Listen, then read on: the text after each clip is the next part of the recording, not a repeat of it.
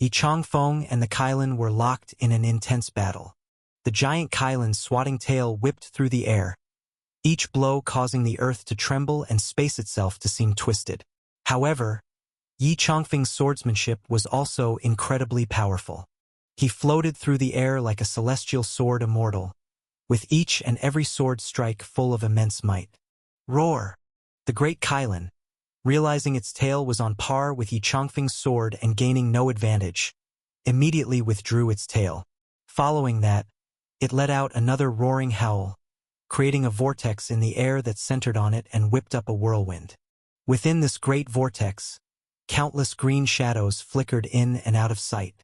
When Yi Changfeng's towering sword light struck, those green shadows revealed themselves as leaves. These leaves were small, but each one shimmered with an exceedingly concentrated life force, enveloping Yi Changfeng's sword light. The sword light was sharp and powerful, and those green leaves seemed inconsequential in front of its cutting edge, as if they could be shredded in an instant. Yet, with each strike, each leaf moved as if it had a mind of its own, cleverly drifting through the air, always evading the sword's edge just right. Vibrant life force radiated from each leaf, softening the hard like yielding overcomes strength, diminishing the sword's momentum. A single leaf took away a thread of sword chi, and as millions of leaves fluttered continuously, they carried away millions of threads of sword chi, astonishingly neutralizing Yi Changfeng's fierce attack. Amazing! Impressive! Xiang Beifei exclaimed like a bystander taking in the spectacle. It turned out this Kailan wasn't only skilled in tail attacks, but also possessed such a clever ability. It was indeed a rare way to neutralize an attack. Roar, roar! The Kailan roared proudly at Yi Changfeng, showing no concern for his swordsmanship. Yi Changfeng had noticed this but didn't panic. He shifted his swordplay again, the originally forceful and dominant strikes unexpectedly changing their approach. He slashed out with his sword once more, but this time the blade was soft, the sword chi in the air seemingly so fragile it could break at a touch, so weak it gave the illusion that even a chi-controlling period fighter could resist it. However, when this soft sword strike met the similarly soft leaves, those leaves seemed unable to escape the grasp of the sword chi. Instead, they became entangled with it, as if melting into one. The two became indistinguishable, with the leaves even treating the sword chi as one of their own. But soon, the Kailan sensed something amiss, as at that moment, the soft sword chi had unobtrusively penetrated the leaves. Buzz! Bursts of sword chi surged out from all the leaves, slicing each thin leaf along the veins into two. Whoosh! The sword chi within the leaves coalesced, striking the Kailan. Caught off guard, the Kailan was flipped over by Yi Changfeng's sword chi. 666. While others fought, he narrated full of praise. Xiang Beifei laid idle like a salted fish, constantly marveling at the side. Yi Changfeng's sword was not only robust but also embodied fluid ingenuity. The Kailan utilized leaves, using softness to overcome hardness. In response, Yi Changfeng immediately altered his sword intent, using softness to overcome softness. This is what made Heavenly Sword 9 Traces so formidable.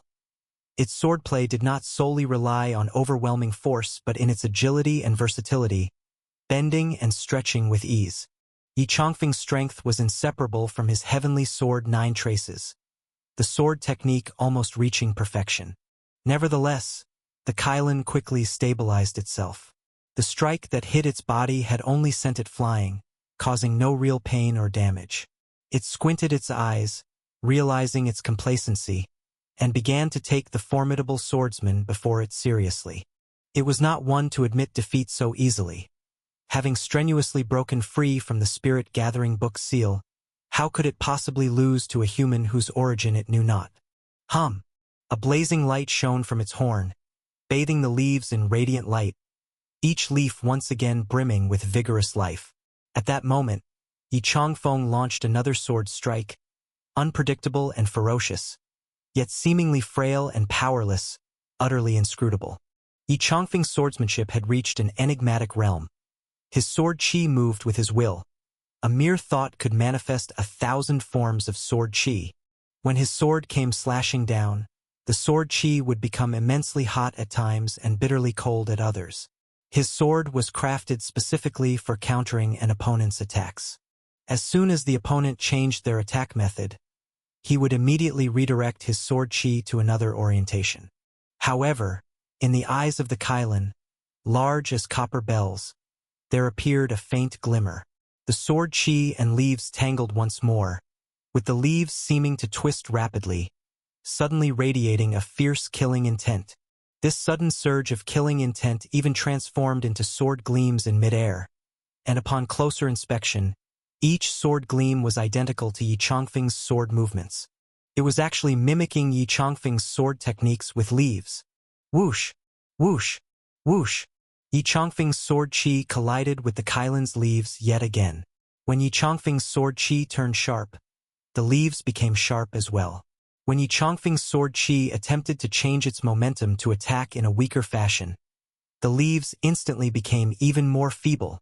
They always matched Yi Chongfeng's sword chi, never allowing themselves to be suppressed by him. This transformation finally caused Yi Chongfeng to frown, since during the entanglement of their sword chis, neither could gain the upper hand over the other. Yi Chongfeng immediately retracted his sword and pointed it straight at the heavens. Invoking Heavenly Sword 9 Traces, his sword chi stirred among the clouds, thunderous roars echoing through the sky. Heavenly Sword 9 Traces' 6th move, Mysterious Azure Falling Thunder. Boom! Blue lightning, mixed with majestic heavenly might, fell from the sky, guided by the sword light. The pure and explosive blue lightning, righteous and upright, seemed capable of destroying all evil between heaven and earth.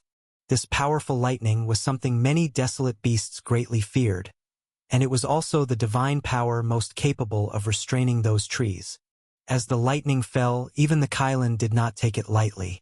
It roared towards the lightning in the sky, its leaves gathering around it to meet the attack. And at that moment, the lightning merged with the fierce sword gleams, striking those leaves. But suddenly the leaves underwent a change. In the crisscrossing veins of a leaf, it was as if a tree had appeared within it. And on this tree sprouted numerous tinier leaves, yet the small leaves were covered with even tinier trees, identical in appearance to the larger tree. When the lightning struck the leaves, it was immediately absorbed by the large tree that had grown from them, but it wasn't directly destroyed. Instead, it was absorbed again by the leaves within the large tree. Lightning striking the leaves within the leaves, and then the leaves within those leaves. Through layer upon layer, all the lightning was devoured in an instant. What kind of ability is this? Xiang Beifei couldn't help but marvel at this move by the Kailan. A single leaf conjuring a whole tree? From one leaf comes a Bodhi tree, and within that a leaf of the Bodhi is again a Bodhi tree. But that leaf was clearly not from a Bodhi tree.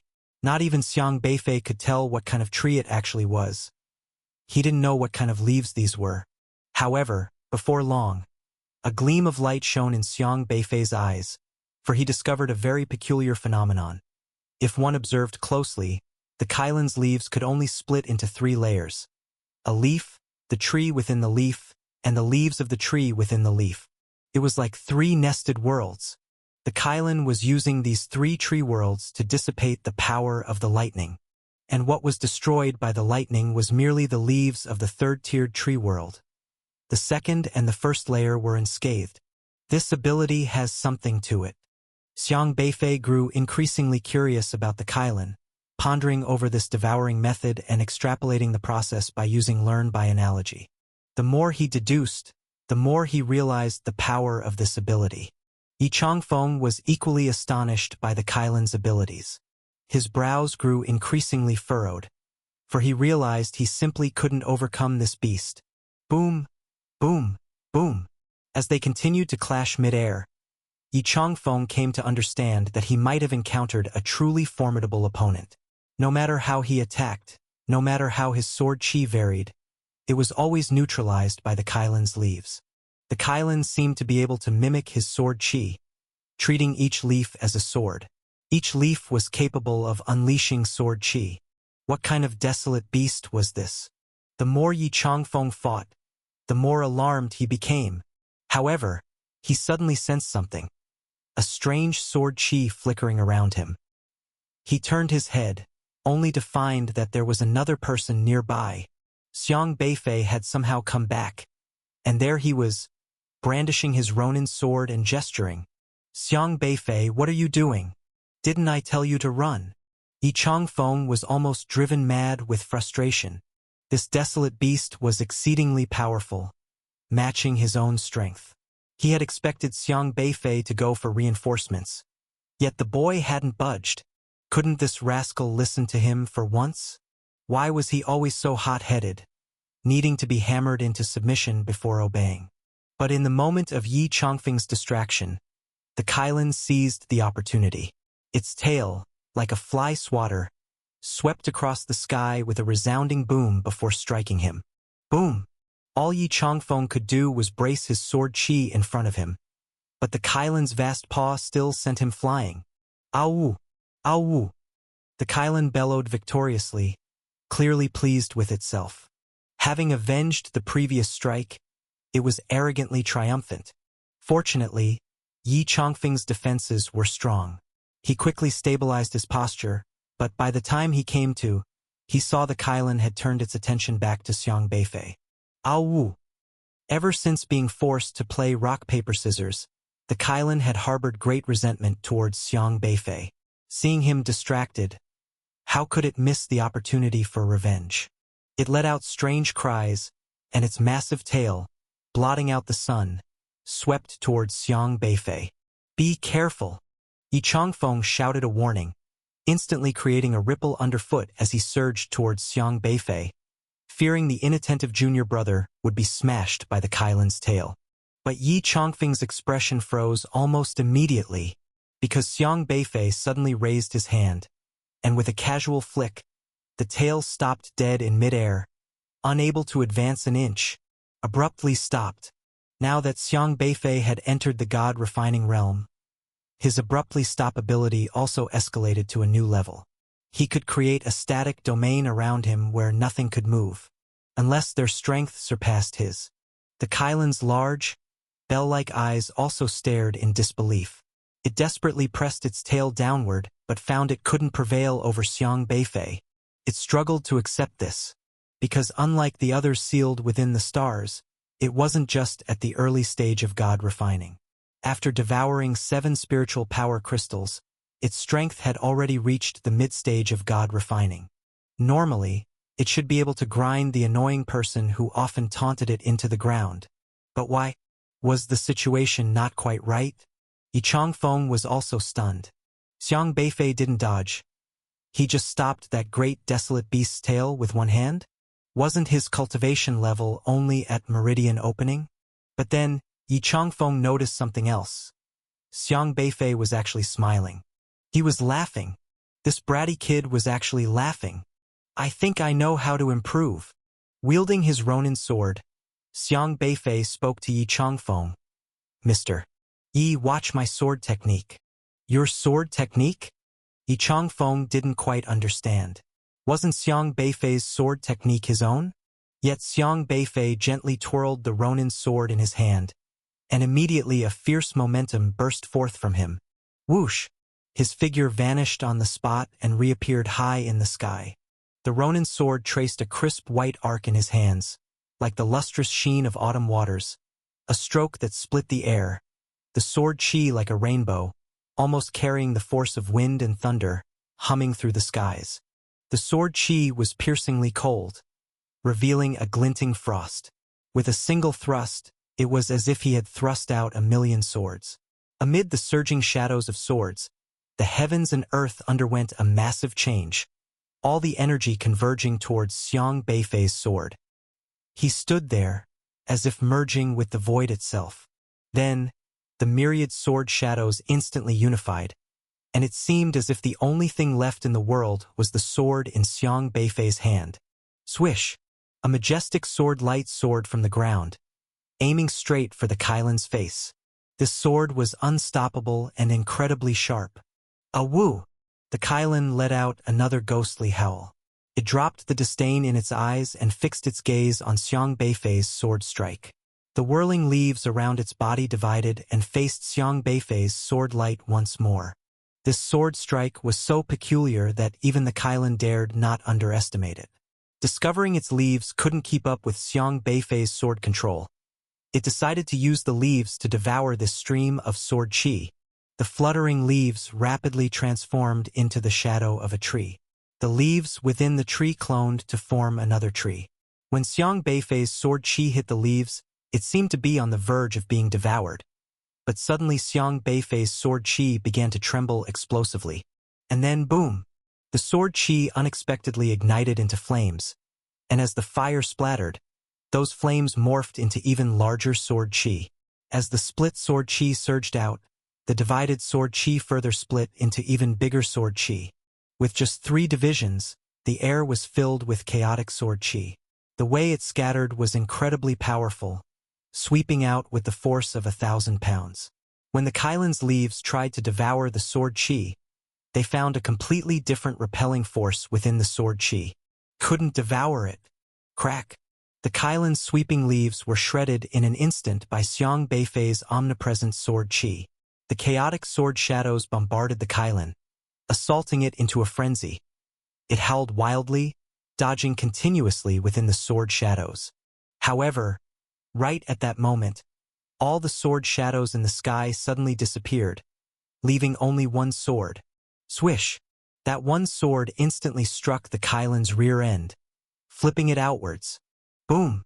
The Kailan tumbled like a cumbersome little mountain in the sky, rolling several times and crashing down, leaving a deep beast-shaped pit in the ground of unknown depth.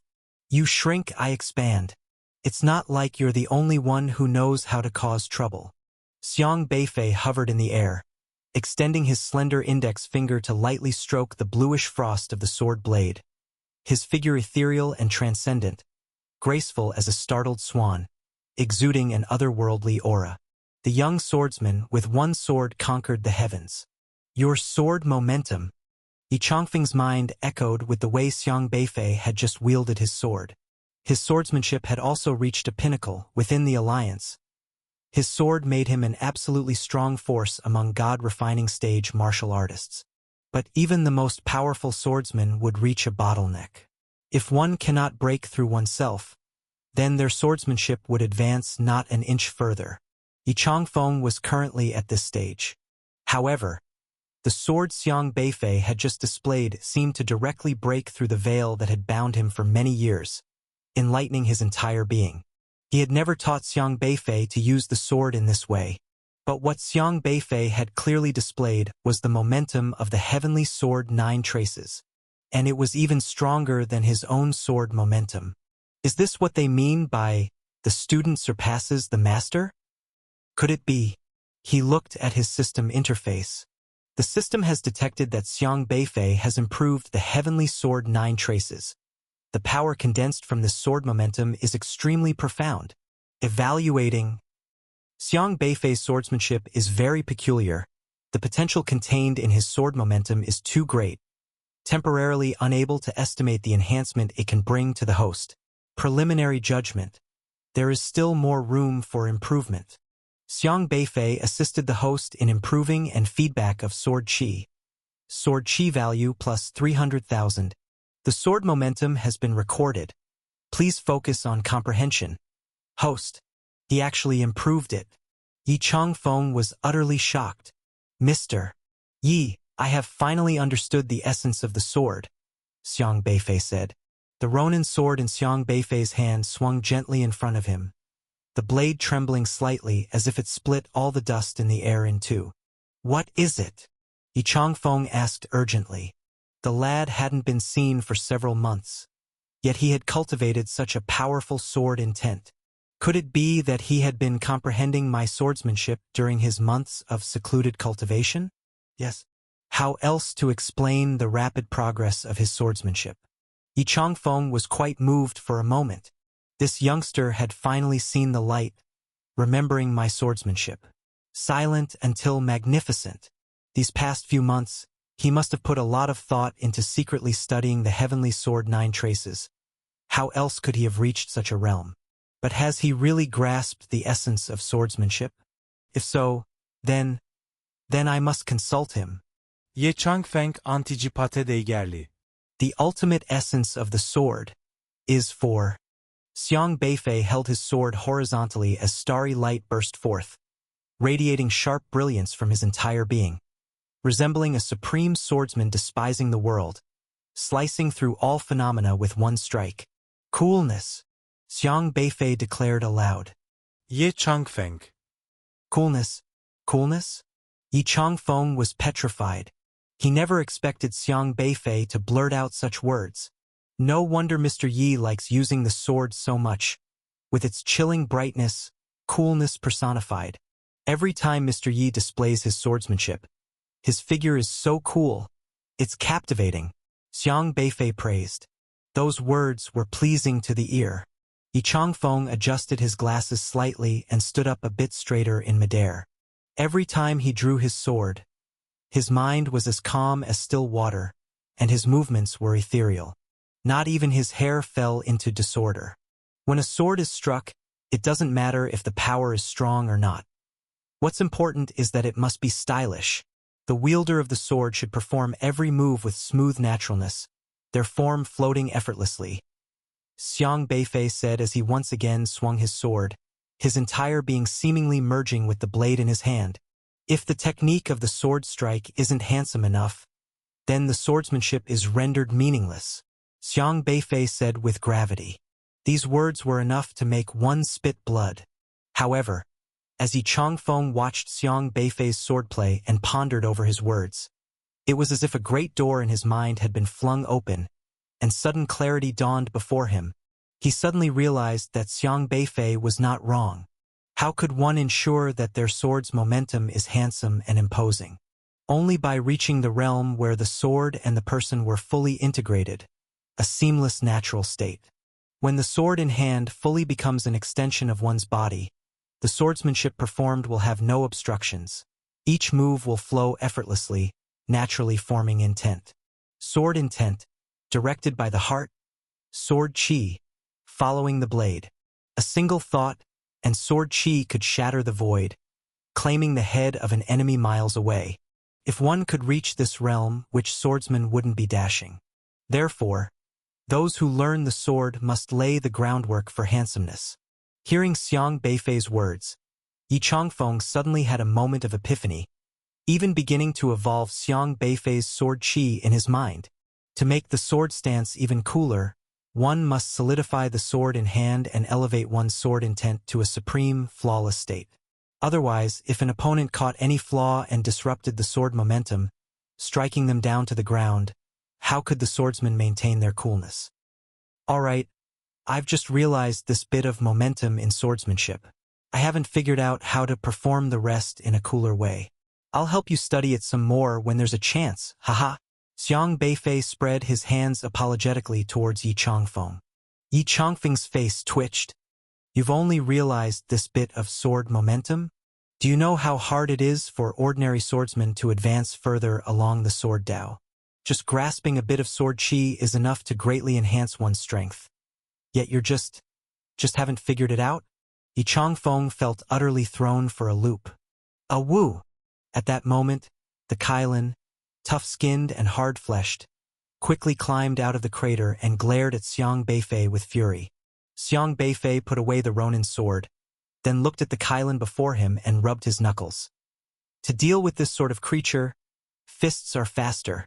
The Kailan flicked its tail, still smarting from where Xiang Beifei's sword had hit its rear. It would not be a Kailan if it didn't take revenge. It let out a roar towards Xiang Beifei as a vortex wrapped around its body again. But once again, Xiang Beifei took a step forward. Whoosh! Before the Kailan could react, he had already landed behind it, his fist emitting explosive flames as he smashed it directly onto the Kailan's forehead. Bang! The Kailan, once so defiant, now crumpled like a broken sandbag as Xiang Beifei's punch sent it flying into the ground, creating another thunderous crater. The Kailan only felt dizzy, its entire beast form functioning poorly. That punch had given it a concussion. As it tried to scramble up, it suddenly felt its tail caught by someone, and then, uncontrollably, it was lifted into the air. Whoosh! Whoosh! Whoosh! Clutching the Kailan's whip-like tail, Xiang Beifei swung it around in the air several times, as if wielding a meteor hammer, then smashed it left and right, carving the ground with gullies and leaving the Kailan dizzy and Yi Chongfeng's mouth continuously twitching. Boom! After a brutal round of pummeling the Kailan, Xiang Beifei finally stomped its head down into the ground. Now, I've finally confirmed the extent of my strength, Xiang Beifei stated calmly while standing on the Kailan's head, brushing the dust off his clothes. It turned out that he was at the god-refining middle stage. The Kailan was stupefied. Its thick skin and tough flesh meant that being thrashed about by Xiang Beifei didn't actually hurt it at its core. But the problem was the humiliation. It was already quite special, having swallowed 7 spiritual power crystals, then broke through the seal on its own to show off. It had thought it would strut around and have a chance to give Xiang Beifei a good thrashing. But then, it found itself beaten so badly, even its own father wouldn't recognize it. Behave yourself. Do you really think I'd let you out without being sure I could handle you? Xiang Beifei had calculated the kind of strength this creature would gain after devouring the remaining 2 spiritual power crystals, ensuring he could overpower it before letting it out. Woof woof! Xiaohe was also grinning and mocking this foolhardy creature. However, Xiang Beifei had also not realized that after breaking free from the seal, this creature had reached the strength of the mid-stage of God refining, and the 7 spiritual power crystals had boosted it so much. Next time, he would have to try enhancing it even more. Woo! The Kailan tried to resist, but Xiang Beifei bound a strand of the soul force he had cultivated directly inside of it. The strength of soul force lay in its ability to launch attacks on the soul and bind other souls, similar to how Xiao Sheng had bound Eternal Sleep and Keishi before. Anything that came out of the Spirit Gathering book, Xiaohe maintained a slender link with it, and this Kailan was no exception. In the past, when Xiang Beifei used the power of other constellations, he would bind the corresponding entities within his own body. Xiaohe had a specific cultivation technique for binding. Once this brand was imprinted on the Kailan, and if his strength was greater than it, the Kailan would be unable to resist. We'll talk again next time. Since Yi Chongfeng was still there, Xiang Beifei couldn't interrogate this creature directly. Thinking back, he had learned woof to communicate with Xiaohe last time, and now to have a conversation with the Kailan, he was probably going to have to learn a Wu language. Life is truly tough. With a wave of his hand, Xiang Beifei grabbed the disheveled Kailan and threw it into Xiaohe's bubble. Then he walked over to Yi Chongfeng. Yi Chongfeng felt like he couldn't keep up with Xiang Beifei's strength anymore. This kid had actually managed to subdue the desolate beast so easily? Didn't that mean that his current cultivation level must be at least at the mid-stage of God refining? Yi Chongfeng's amazement was beyond description. He knew Xiang Beifei's talent for cultivation was monstrous, but he hadn't expected it to be this monstrous. After all, even UR-level awakeners from a year ago weren't likely to reach the God refining stage within a year. The soul is a true watershed for upper-level powerhouses and extremely difficult to achieve.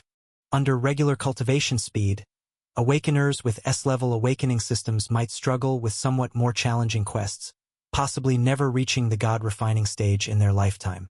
SR-level awakeners would definitely reach the God refining stage, but it still typically took 5 to 20 years. The fastest record for SR was achieved in 3 years, accomplished by Elder Luo. As for SSR-level awakeners, depending on the difficulty of their system quests, reaching the God refining stage would require 3 to 6 or 7 years. Even with a higher level, some SSR system tasks are troublesome to complete the God refining stage. And UR system awakeners, who are at the ceiling of system levels, would still need about 2 to 4 years to go from the awakening system to the God refining stage. Yet Xiang Beifei had only taken a year. In just 1 year, he had far surpassed his UR peers, and more than that, he had even defeated the desolate beast that even Yi Chongfeng couldn't defeat.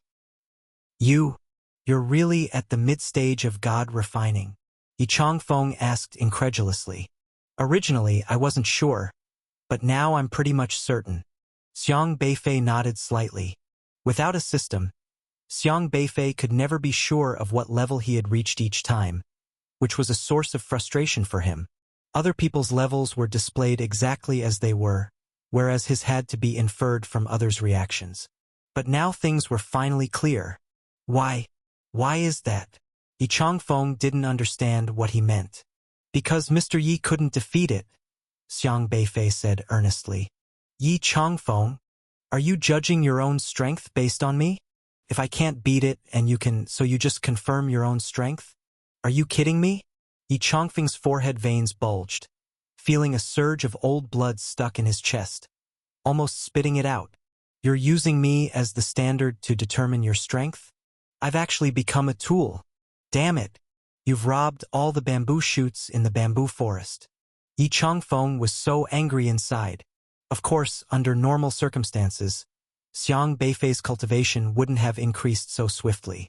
This was all thanks to the late-stage god refining spirit sealing talisman given by He Kaiwei.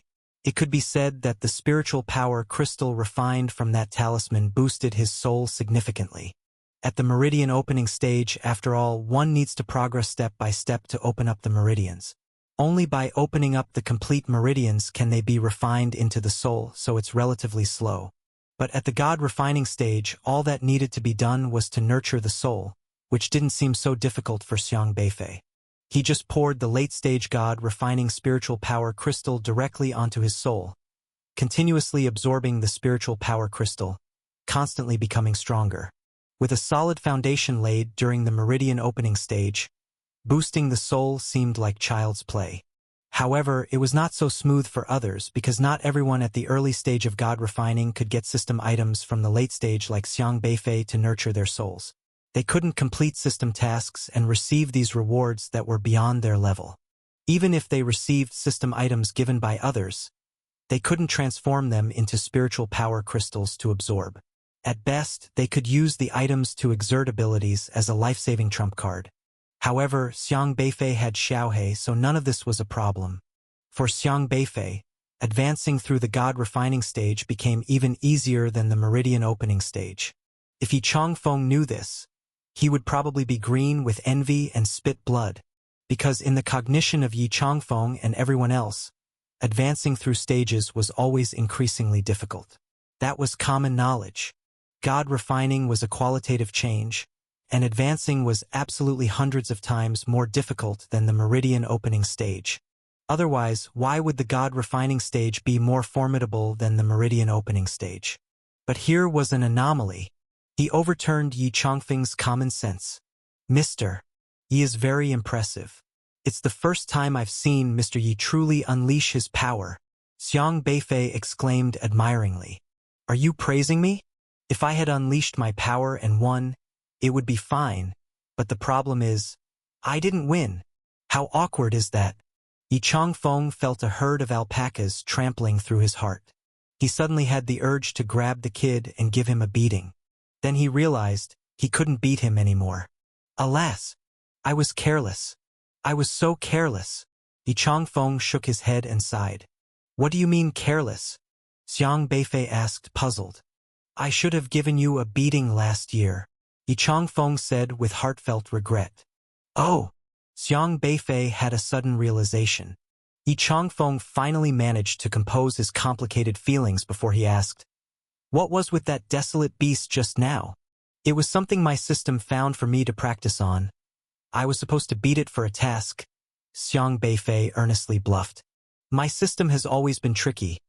It requires me to ascertain my own strength, which is also a kind of system task, Xiang Beifei made up on the spot. Everyone's system is strange in thousands of ways, and having this kind of task is not unusual. Anyway, anything bizarre can be blamed on system tasks, and since Yi Changfeng is not a stranger, there's no fear of him spreading the word. 3 lines appeared on Yi Changfeng's forehead once again. Your system task? I thought it was a god refining stage desolate beast that had come here, almost took it as a sign of a beast-tide outbreak, Yi Changfeng said with annoyance. Xiang Beifei chuckled dryly twice, then asked, Mr. Yi just mentioned investigating some incident. Did something big happen recently? It was then that Yi Changfeng remembered the purpose of his visit. Slightly calming the chaos Xiang Beifei had stirred up in his emotions, his expression becoming grave. This is a long story. It happened a few months ago, around January. A very serious incident occurred in the cultivated domain here. Ye Changfeng apelinet. Xiang Beifei had a faint premonition that something was off. You might not know, but 3 staff members from the alliances were assassinated while passing through the cultivated domain. They died miserably right here in the cultivated domain. Eh? Xiang Beifei blinked in surprise.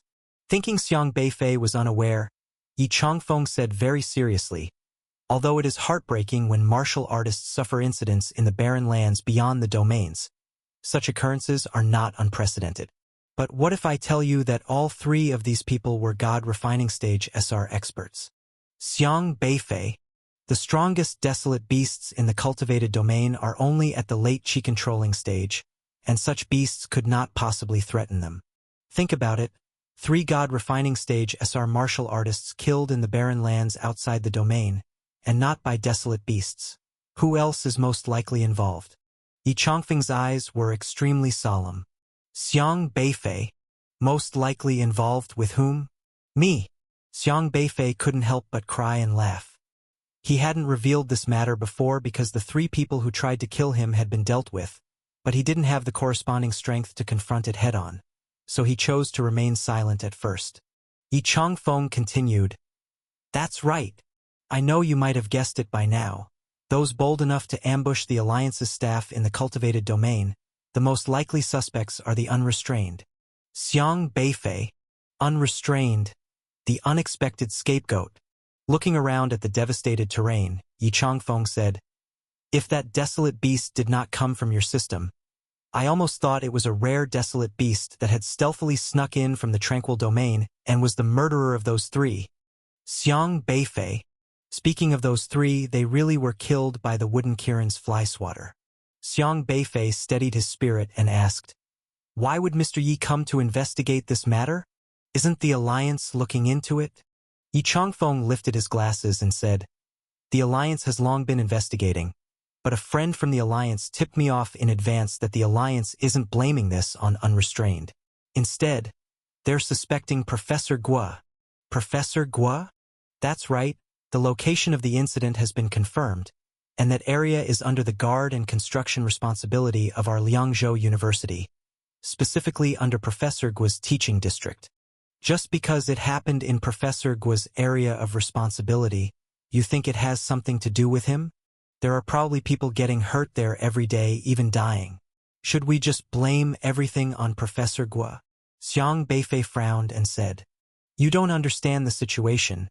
Things are far from being as simple as you imagine. During the months you've been cultivating, many things have happened at the academy, and now, I get it, it's He Tsaiwei's doing behind the scenes," Xiang Beifei said. Yi Changfeng's gaze flashed with surprise. "You know him? He's not a good person," Xiang Beifei said. Yi Changfeng nodded slightly. "This must be He Tsaiwei's doing. He is targeting Elder Luo. Anyone related to Elder Luo is being targeted. I know there's more to this incident, which is why I've been investigating around here for the past few days, to clear things up before they come for Professor Guo. Professor Guo is a good friend of Elder Luo. If they could deal with a Professor Guo, it would significantly weaken a large part of Elder Luo's combat power. He Kaiwei is now planning to strike one by one at those around Elder Luo. Didn't Mr. Yi go and warn Professor Guo in advance?" Xiang Beifei asked. "I did tell him, but you know what kind of a person Professor Guo is. He responded to me, saying that if he conducts himself with integrity, there's no need to stoop to address slanderous talk. What could I say?" Yi Changfeng said helplessly. "That's too naive of him," Xiang Beifei said. "He Kaiwei is clearly trying to frame him. What good will acting with integrity do? That's just his personality. If he didn't do it, he wouldn't care.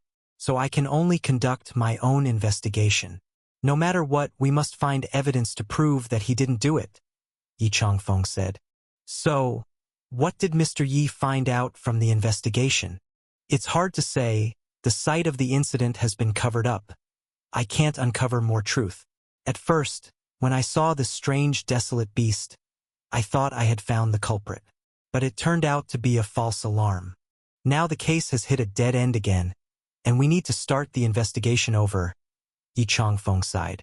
Xiang Beifei fell into deep thought. His testimony wouldn't make much difference. It was hard to directly prove that the whole thing was orchestrated by He Kaiwei. Although he had two Su people with him, when they came to kill Xiang Beifei, they were just fulfilling orders from the Su Alliance, which had nothing to do with He Kaiwei. Zhu Yiji of the Su Alliance could certainly claim he hadn't dispatched the Su people for such a task, wash his hands clean of the incident, and even potentially turn the tables on Xiang Beifei, accusing him of capturing the Su people without reason, killing them intentionally to slander the high-ranking leaders of the Su Alliance. One was a N-level student, the other was a UR-level senior leader. Without guessing, anyone would know which side the alliance would favor. After all, he had killed Lu Shenghui, and even though it was in self-defense, considering the incident where Elder Luo killed an SSR, that was justified too, but what were the consequences? Self-defense is not a good excuse in the alliance, and his situation would not be much better than Elder Luo's. This matter needed more careful planning. Mr. Yi had intended for Xiang Beifei to go back while he continued the investigation, but Xiang Beifei stopped Mr. Yi, saying, "Mr. Yi, I'm afraid investigating won't uncover much. We should go back and check on Professor Guo first. We can't let anything happen to him." Yi Changfeng also realized that the situation was indeed so and decided to go back first. Xiang Beifei didn't tell Yi Changfeng the whole truth, because he couldn't explain how he had the power to kill 3 god-refining level individuals back in January, and this matter was also related to his grandfather and that strange mountain. Many things were simply too complicated to explain. Most importantly, he understood Yi Changfeng. Although he always seemingly provocatively teased his senior, Yi Changfeng took great care of him. In Elder Luo's absence, it was very likely that after knowing about Xiang Beifei killing someone, Yi Changfeng would choose to take the fall for him. Xiang Beifei decided to handle it his own way. The desolate border, swept up by winds and sands, obscured the sun and made the entire sky seem even murkier. Professor Guo was currently suspended from teaching by the school, which irked him greatly. The school leadership had stopped him from teaching and had other teachers take over his classes. After his appeals were fruitless, he had no choice but to come to the border. Though no longer a teacher, he was still the commanding officer of the border defense in Liangzhou. He would still come here daily from Liangzhou University to patrol, ensuring that all aspects of the border wall's defense were without issues.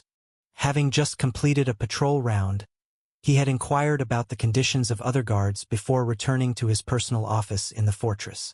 "I wonder if their coursework is keeping up." Professor Guo was still worried about the educational progress of the students in his class. Having another teacher meant adopting a different teaching style, especially the teacher who took over his class, who blatantly followed the teaching rules set by Wei Tong. He deeply disliked this method of teaching, as students trained this way could never take on significant responsibilities in the future. No. I cannot let these children's martial arts education be compromised. The education on Desolate Beast defense must not be theoretical only. After much thought, Professor Guo decided to take some action. He kept records of each student's grasp of the curriculum, and with this in mind, he turned on the computer and began organizing the following teaching plans according to each student's situation. Chun Bin, your understanding of Earth Dragons is not precise enough. You still need to strengthen your approach to traps for handling Earth Dragons. Next study suggestion. Review the relationship between Earth Dragons and Sky Eagles, considering whether traps will work if they appear simultaneously. The answer is no, because the sonic abilities of the Sky Eagles will repel the Earth Dragons, making the Earth Dragon Disruptor ineffective. Ordinarily, Professor Guo wouldn't list the answers, as he required students to think for themselves first, giving the answers only if they made mistakes. But with him unable to teach, he thoroughly listed both the questions and the answers for them this time. Email, let's see. He searched for the email addresses and sent the written syllabus to the student through email. Professor Guo didn't know if the students would check the syllabus in their email or if they'd actually study according to the specially formulated syllabus. But even if just one student read and learned from it, he felt his efforts were not in vain. He wrote specialized syllabi for about 10 students in the class, then rubbed his neck. His age was showing, joints aching from sitting long. lamenting that he was indeed getting old since his neck got tired after just a short time of sitting. But at that moment, there was a knock knock knock at the door. "Come in," said Professor Gua. The door quickly opened, and a short-statured young man appeared at the doorway. Upon seeing the young man, Professor Gua's face brightened with a smile. "Shixian, what brings you here today?" The visitor was none other than an SSR Awakener, and also one of Professor Gua's former students, Wu Shixian. With dark skin and a relatively short stature, Wu Shixian walked with his head held high and his eyes looking superior. "Commander Gua, today I came here in my capacity as the head of the Alliance Command Supervision Team to inspect the work," Wu Shixian stated indifferently. Professor Gua's smile slightly froze, and when Wu Shixian addressed him as Commander Gua instead of Professor Gua, he understood immediately.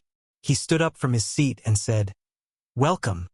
Professor Gua was just the frontline commander of Liangzhou.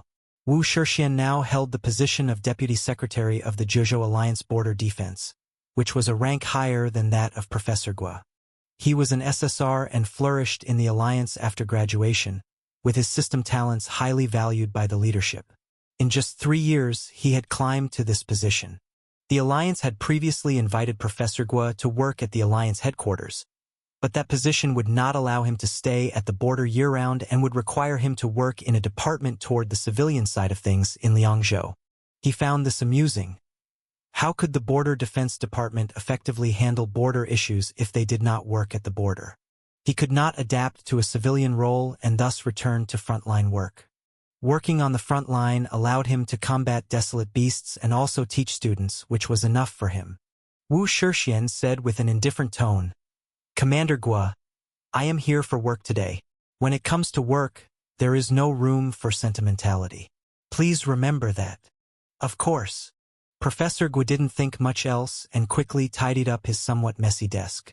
Before he could invite Wu Shixian to sit, Wu Shixian had already walked over and heavily sat in the chair previously occupied by Professor Gua.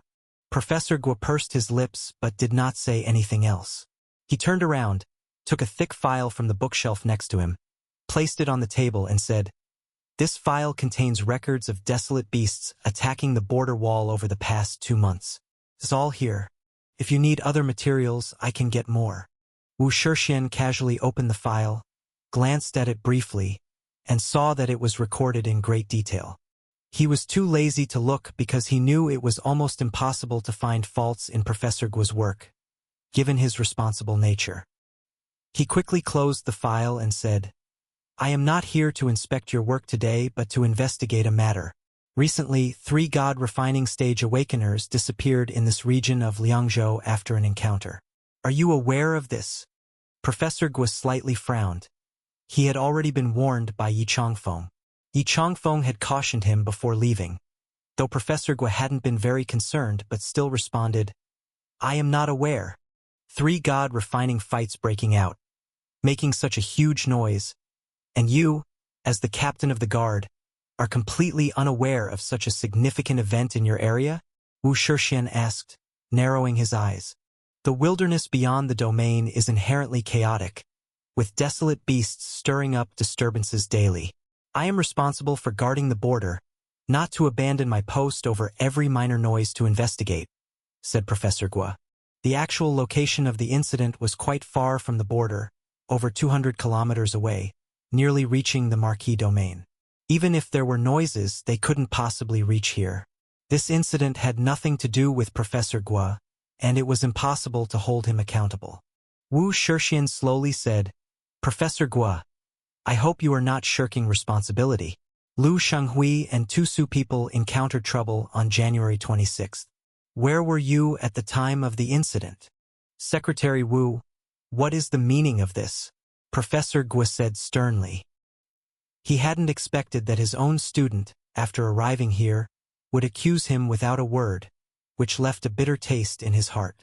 But at that moment, Ho Chenggu, with his keen eyesight, suddenly spotted Xiang Beifei's figure and immediately roared, "He's over there!" This time, everyone saw clearly. Xiang Beifei was indeed a real person. The others also saw Xiang Beifei, but because of the flood, it was difficult for them to disentangle themselves. You Hongba, you keep an eye on these SRs for us? We'll deal with him, Ho Chenggu shouted. Okay. Yu Hongba had to look after his subordinates. Otherwise the SRs would be submerged by the flood. Zhu Xinjue's eyes revealed a hint of ruthlessness, and he conjured a gigantic glass sphere in his hand, which flashed and transformed into an illusory glow, enveloping this void. This time I'll see where you can go, Zhu Xinjue sneered coldly. The glass sphere was a UR-grade spatial item that rendered any spatial teleportation useless. Since everyone had a forfeit talisman, Zhu Xinjue was worried Xiang Beifei would escape. Soon, Ho Chenggu, Zhu Xinjue, Chen Baiwen, and He Chodong had Xiang Beifei completely surrounded, their powerful auras not any weaker than the floodwaters. They stared intently at Xiang Beifei. Xiang Beifei, even though I know you're strong, we now have 4 people, so I still advise you to forfeit, said He Chodong. He Chodong was unaware of Zhu Xinjue's plan. She, like Chen Baiwen, just wanted Xiang Beifei out of the game. Xiang Beifei looked indifferently at the 4 people in front of him. 4 people easier to deal with than 5. That's correct. We don't want to do anything to you. Just exit the game obediently, to avoid trouble, Chen Baiwen said gravely. Yet Ho Chenggu and Zhu Xinjue were filled with endless murderous intent. What are we waiting for? We need to take him down first before we can make him exit, Ho Chenggu barked. This time, facing Xiang Beifei, he had enough confidence, although he didn't know what happened last time in the arena and lost. Now with 4 against 1, Xiang Beifei was in his eyes undoubtedly a dead man. Ho Chenggu said through gritted teeth, I'll make you pay today. That day, as an SSR, he was stuffed into a trash can, utterly losing face. Today he must kill Xiang Beifei. 3 against 2. Not too bad, could be worse, Beifei said. 3 against 2? Zhu Xinjue snorted derisively. Have we scared you senseless? Can't you even count properly now? Right now, it's 4 of us against you alone. With such high esteem and virtue as President Ren has, he stated, names are not important, strength is what matters. A senior who can speak like that must surely be open-minded. Why would he bother with such minor matters as name-calling with me? You, as President Ren's proud pupil, why don't your principles in dealing with people align with President Ren's? Xiang Beifei looked at Ho Chenggu quizzically, then added, haven't you learned even the basics from him? His words were watertight, first sarcastically commenting on Ren Zhonghai, then immediately elevating Ren Zhonghai on a pedestal, preventing him from reacting over Xiang Beifei's slight on such a trivial matter, and subtly insulting Ho Chenggu in the process. You! Ho Chenggu turned red with anger because of Xiang Beifei. In midair, Li Zimu stood there, looking down at the scene below, and said, they actually can't distinguish. The flood here was the illusion of Li Zimu's poetry realm, and his poetry realm had reached the point where it was hardly distinguishable from reality. Although Ho Chenggu and Chen Baiwen were SSRs, a higher system level than his, and had higher cultivation levels, they theoretically shouldn't be so flustered. Of course, they can't distinguish. None of them are system awakeners with a mental type, Xiang Beifei said. Xiang Beifei's spiritual power was attached to the poetry realm created by Li Zimu. So even though Li Zimu only had late-stage chi-controlling cultivation, the flood he created carried the might of Meridian opening stage. As for suppression from system level with Xiang Beifei present, the so-called superiority of the SSR system was just a display. He specifically sought Li Zimu's assistance to trap this group of people. But after traveling for a while, a fork in the road suddenly appeared ahead. Xiang Beifei's figure reappeared at the fork, but then disappeared once more down this new path. Which way should we go? Ho Chenggu asked Chen Baiwen urgently. I don't know, there's no trace. Chen Baiwen shook his head. Forget it. Let's split up and take different paths. It'll be faster that way, Zhu Xinjue said. Splitting up means diluting our strength. If we encounter Xiang Beifei, do you think we'll have a chance against him? Chen Baiwen inquired. Xiang Beifei is clearly being hunted by that desolate beast now. How could we not have a chance if we meet? Zhu Xinjue replied. After discussing for a moment, they decided to separate, but all agreed that upon encountering Xiang Beifei, they would first signal the others. If they could not find anyone after half an hour, they would regroup here. To ensure mutual trust, they decided to mix up their personnel. Zhu Xinjue and Yu Hongbo went one way, and He Qiutong went another, while Chen Baiwen and Ho Chenggu took another route. Ho Chenggu and Chen Baiwen, with 3 SRs, took the left path. Chen Baiwen seemed preoccupied, but Ho Chenggu still warned, "Don't forget our agreement." Xiang Beifei vaguely understood, saying, "Absorbing memory? A desolate beast that eats the brain of another can sometimes ascertain the memories of that beast, meaning what one desolate beast has seen and heard can be digested by another. If this green caterpillar were trampled to death by Long Guocheng, it would mean that the caterpillar encountered Xiang Beifei and the others. Even if the green caterpillar couldn't understand human language, images would still linger in its brain. So what exactly did they say when they met the green caterpillar? Could the caterpillar have remembered? Eating the brains of other desolate beasts to compensate for one's own deficiencies and to expand one's knowledge would mean that the more they consumed, the higher the intelligence these desolate beasts would inevitably possess.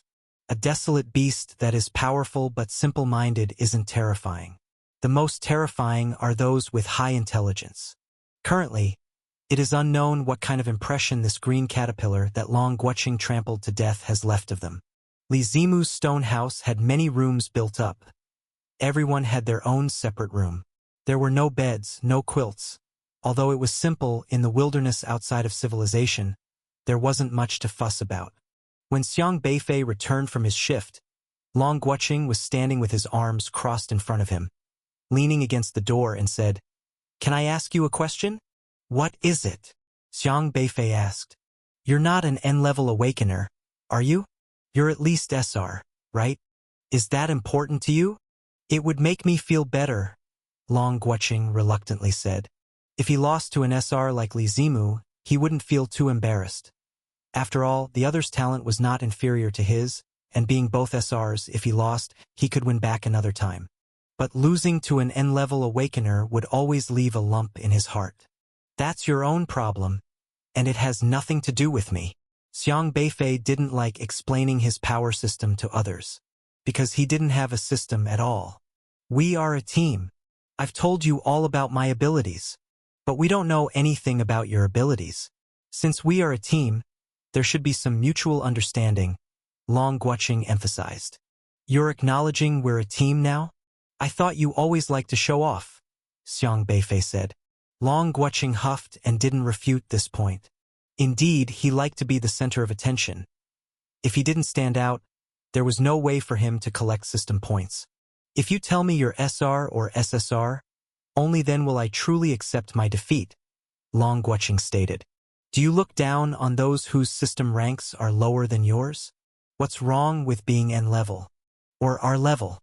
Or S-level? Besides their increase in cultivation, in what ways are they worse than you in terms of character, morality, or conduct? Do they deserve your disdain? Do you enjoy finding a sense of superiority over those with lower system levels?" Xiang Beifei said sternly. "I." Long Guocheng was left speechless by the retort. He looked down on those whose talents were lower than his because in his view, these people would never amount to anything, especially the bottom-ranked N-level awakeners. He would only revere the strong. But his pride was always shattered to pieces in front of Xiang Beifei. In his heart, he strongly hoped that Xiang Beifei's system rank was SR or even SSR. He could accept that. If he were defeated by Xiang Beifei with such a ranking, he wouldn't feel too frustrated, and it would allow his long-held principle of pride to persist. But the one fact he couldn't accept was that Xiang Beifei was N-level. "I just can't believe that an N-level awakener has such great potential. Their systems are so lousy, they'll only achieve so much in their lifetime. They can't possibly have such strength." Long Guocheng ground out between his teeth. Why can't an N-level awakener defeat an SR? Shang Tianxiong is also an N-level awakener. How many can surpass him? Those with strength can even slay SSRs at SR level. We all live in this world. We are all human. You are no nobler than anyone else. You just have a higher starting point than others. It doesn't mean you will be above others in the future. It's better to stay humble as a person. Having said this, Xiang Beifei went straight back to his own compartment. Humble, huh? Long Guoqing's expression fluctuated as he pondered Xiang Beifei's words. At a little past 9 o'clock in the evening, Yi Changfeng gathered everyone together. He had obtained a schedule of the next day's competitions and rules. Elder Luo said, "We need to discuss tomorrow's situation first. Everyone must be on high alert." The rules were actually already clear to everyone. The freshman competition was divided into individual contests and team pioneering. In the individual contests, 9 schools would compete in a round robin, clashing with each other only once, meaning each school would fight 8 matches, totaling 36 matches, spread over 2 days. At that time, the decision on whether to use Meridian Opening Stage or Qi Controlling Stage participants would be made by rolling dice. Tomorrow's schedule, the first match, Jizhou University against Yenzhou University. Our school's contest is not the first up, which is good. Everyone can observe the strength of other schools first.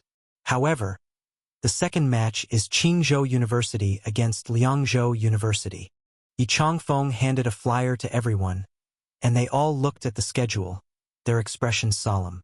"Yu Qixin, you tell them about the strength of each school at present," Elder Luo instructed. Yu Qixin glanced at Xiang Beifei expressionlessly before he began to explain. "But there are rules. One person can compete in a maximum of 2 matches, so later we will need to analyze the situation together with other teachers before deciding the order and opponents for your group of 5 to face," he said. This was like Tianji's horse racing, but not quite the same.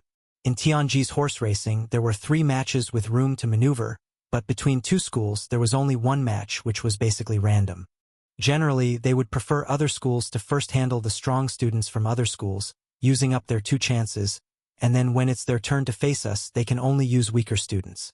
For instance, Qingzhou University and Liangzhou University both have 2 SSRs this year. Since each person has to participate in 2 matches, those 2 SSRs can, at most, only fight in 4 matches.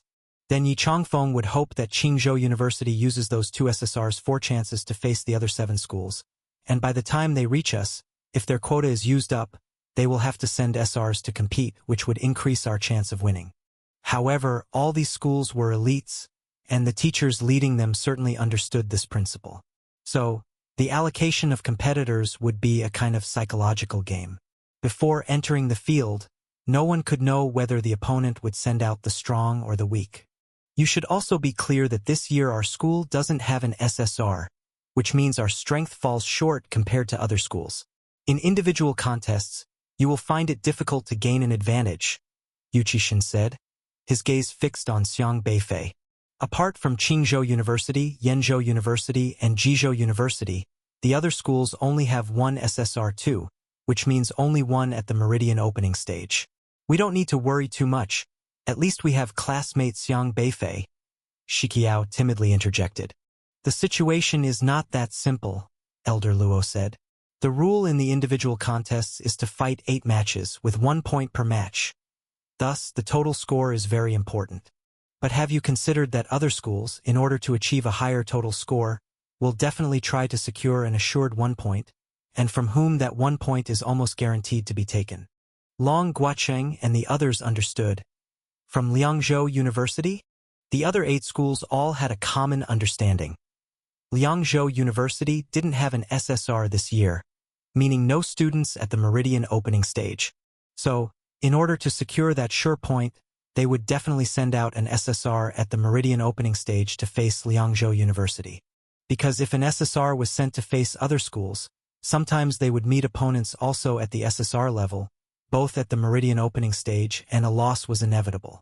Should they lose, it would be an unfortunate waste. But now, since other schools considered all students from Liangzhou University to be only at the later stage of Qi controlling, sending a Meridian Opening Stage SSR to face Liangzhou University, who only has Qi controlling students, was almost a guaranteed victory. Everyone wanted to pick the easiest target to squeeze first for an early point. Exactly, which means that our opponents in each match could potentially all be SSRs at the Meridian Opening Stage, Elder Luo said with a meaningful tone. Everyone's expressions grew serious. Elder Luo added, "All right, how to allocate participants for the upcoming matches and how to break through this situation. You five need to discuss this on your own. Really? Why do they have to make a simple freshman competition so complicated? Ma Ziqian muttered from the side. To them, martial artists, the simplest method was to rush up for a head-on clash, which would save the most trouble. Because this is also a strategy, Elder Luo explained. Facing opponents of uneven strength, how to arrange one's participants to break through this deadlock, seizing more victories, is a type of command strategy. The competition among elite universities is a comparison not only of martial prowess but also of various skills in adapting to changing situations. After grasping the system of Wu Shixian, Xiang Beifei immediately turned to look at Yang Chengzi's system interface. Host, Yang Chengzi. SR level, subliminal influence system. Realm, mid-stage god refining. Yang Chengzi was a professor at Yenzhou University and the one who last helped Zhu Yiji's grandson, who is none other than Zhu Xinjue, disguise his identity. His subliminal influence system belongs to a type of mental ability that can control another person's cognition, subtly allowing a person's impression of certain events to change without them knowing. While helping Zhu Xinjue change his name and identity to Zhu Pengfei, he used his ability to alter the cognition of those students who suspected Zhu Pengfei was actually Zhu Xinjue. You used subliminal influence on Huang Yuan, causing him to have a distorted memory of January 26th and act according to your instructions. You used subliminal influence on Huang Yuan, making him believe Guo Zhenghong is untrustworthy, and convincing him that reporting Guo Zhenghong is the right thing to do. You used subliminal influence on Zhao Yong, leading him to modify his cognition according to your views. You used subliminal influence on Qian Li, leading him to modify his cognition according to your views. No wonder. Xiang Beifei finally understood why Huang Yuan had come to testify against Professor Guo.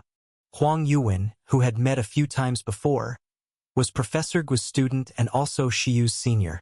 He was an awakener with an S-level builder system and, as a guardian, held immense respect for Professor Guo.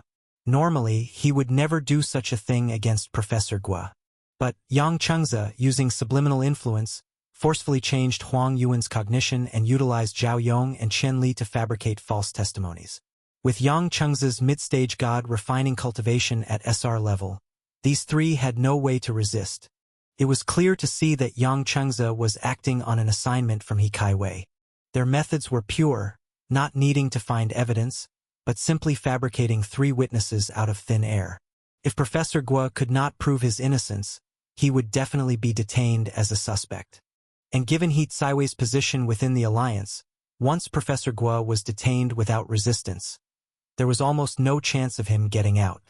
If that's the case, then let's play this game slowly, he muttered.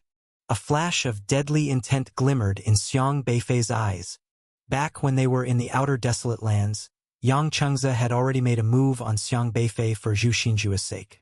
Last time, Xiang Beifei was only at the meridian opening stage and couldn't fully control Yang Chengzi's mid-stage god refining system. He could only slightly guide it, but now it was different. He could directly reverse and control Yang Chengzi's cognition. At this moment, Yang Chengzi also looked at Xiang Beifei, still holding a memory of him from the time in the withered forest. He had intended to confront Xiang Beifei then, but it had come to nothing, and he hadn't expected to see him again today. But on the other hand, this person seemed somewhat different from before.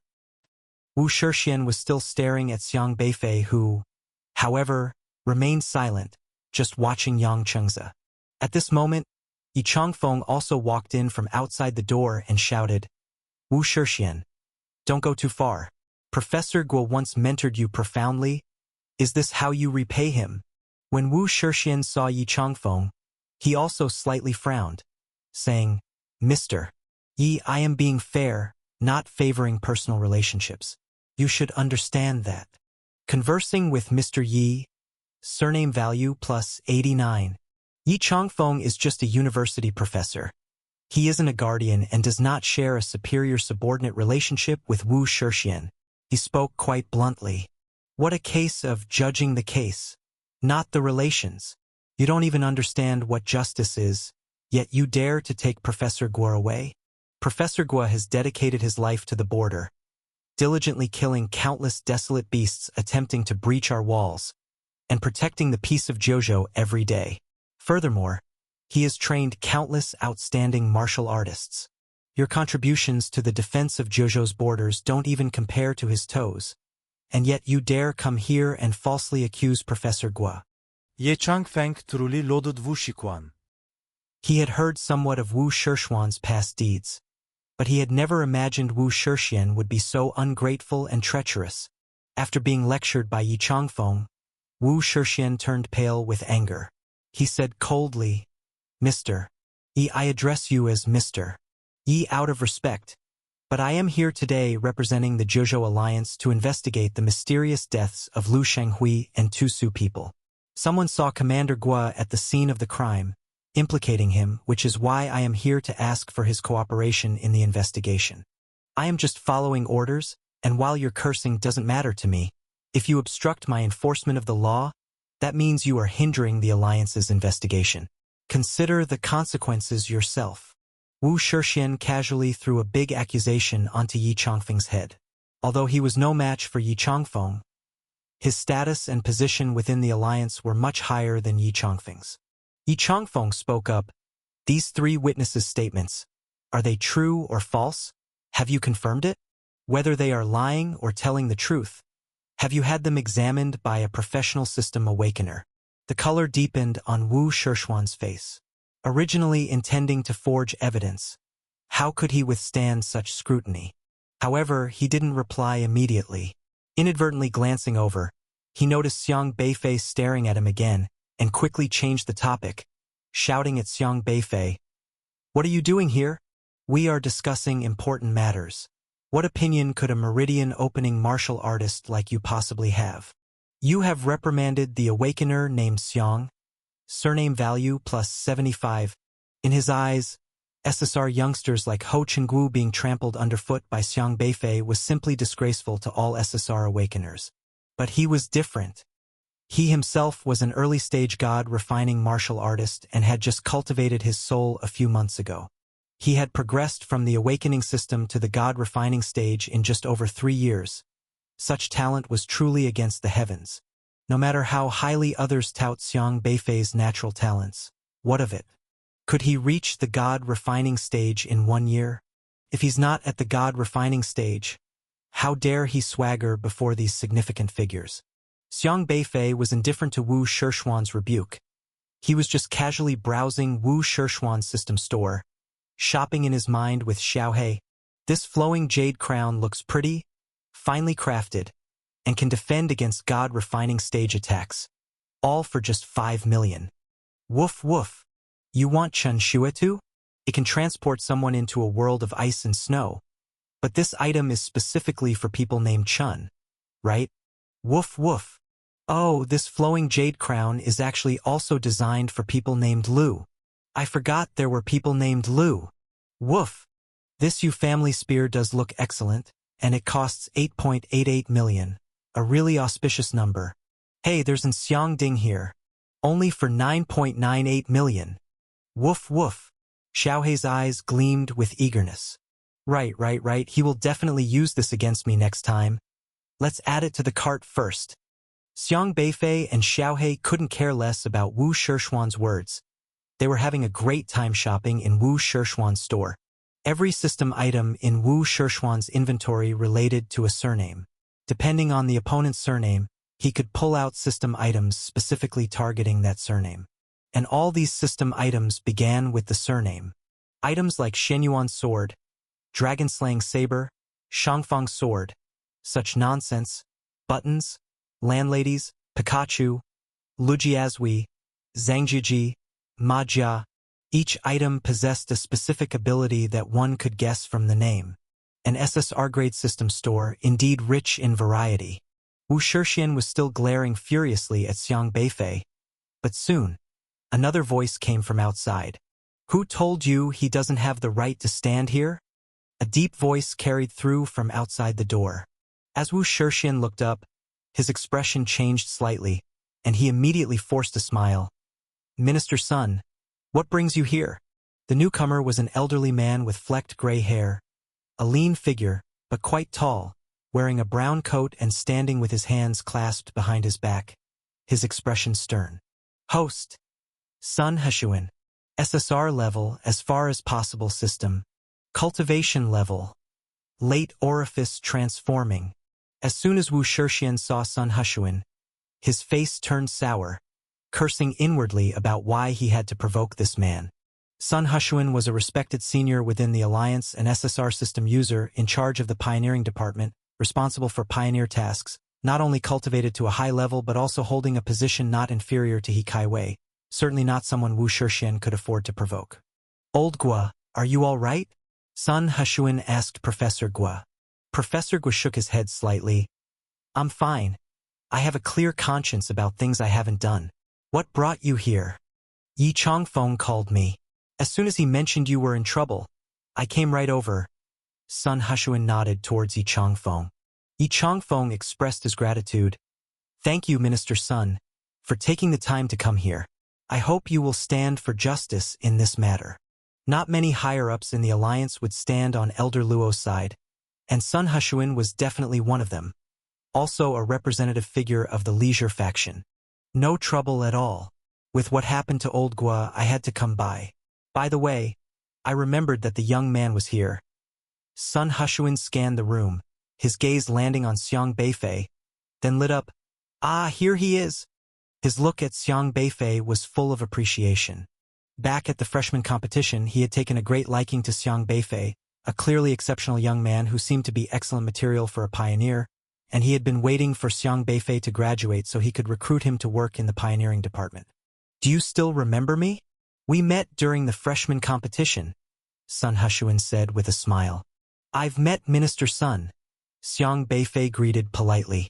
In fact, this was not Xiang Beifei's first time seeing Sun Hushuan. When he went to the archives building last time, Elder Luo had been with Sun Hushuan, and with him present, He Kaiwei couldn't continue to doubt Elder Luo. Xiang Beifei had not been able to contact Elder Luo, but knowing the relationship between Sun Hushuan and Elder Luo, he had immediately asked Yi Chongfeng to call Sun Hushuan before coming over. No need for formalities. Sun Hushuan patted Xiang Beifei on the shoulder, smiling. I know your father, an exceptionally talented martial artist. I snatched him away from Old Luo back in the day. Then he leaned in closer, lowering his voice. If you're interested in becoming a pioneer after graduation, just let me know. With your qualifications, you'll be admitted without exams. I will consider it, Xiang Beifei said. Truth be told, when he met Sun Hushuan for the first time, he had no idea what the man's position in the Alliance was, as he was just officiating the freshman competition. Later on, he found out that this referee was no simple character. Sun Hushuan then turned to Wu Shixian and snapped. How come Xiang Beifei doesn't have the right to be here? As a student of Professor Gua, isn't it only natural for him to defend his mentor? And you, as Professor Gua's student, you come here leading people without distinguishing right from wrong. Have you checked thoroughly? You dare to arrest someone? Where did you get the nerve? Wu Shixian's face turned very ugly, the presence of Sun Hushuan already making things difficult, not to mention his apparent high regard for Xiang Beifei. Damn it! How did this kid manage to climb onto Sun Hushuan's coattails? However, Wu Shixian calmed down quickly. Sun Hushuan was just an SSR, and the powerful support behind him was the UR level He Kaiwei. I want to see whose thighs are actually bigger. Minister Sun, regarding the mysterious deaths of the 3 SRs in the Alliance, you should be aware as well, Wu Shixian said. I am here on orders to investigate this matter, and there are 3 witnesses who can testify to it. 3 witnesses? Have you verified their statements? Sun Hushuan asked. Yes, I have. Wu Shixian nodded. Commander He and Minister Zhu from the Su Alliance personally verified these 3 before sending me over. They confirmed that the witnesses weren't lying. Sun Hushuan frowned. He Kaiwei and Zhu Yiji worked in different departments. Lu Shenghui and the 2 Su people were under their jurisdiction. They should be the ones to investigate. This wasn't within Sun Hushuan's responsibilities, and he couldn't intervene. He could only inquire slightly. This matter requires another verification, and others must be present during it. No matter what, There must be no mistakes. Go to the university first and gather everyone else. Move! Sun Hushuan commanded sternly. Wu Shishuan's gaze flickered uncertainly, but he had no choice since Sun Hushuan made the decision. He didn't have the power to confront Sun Hushuan.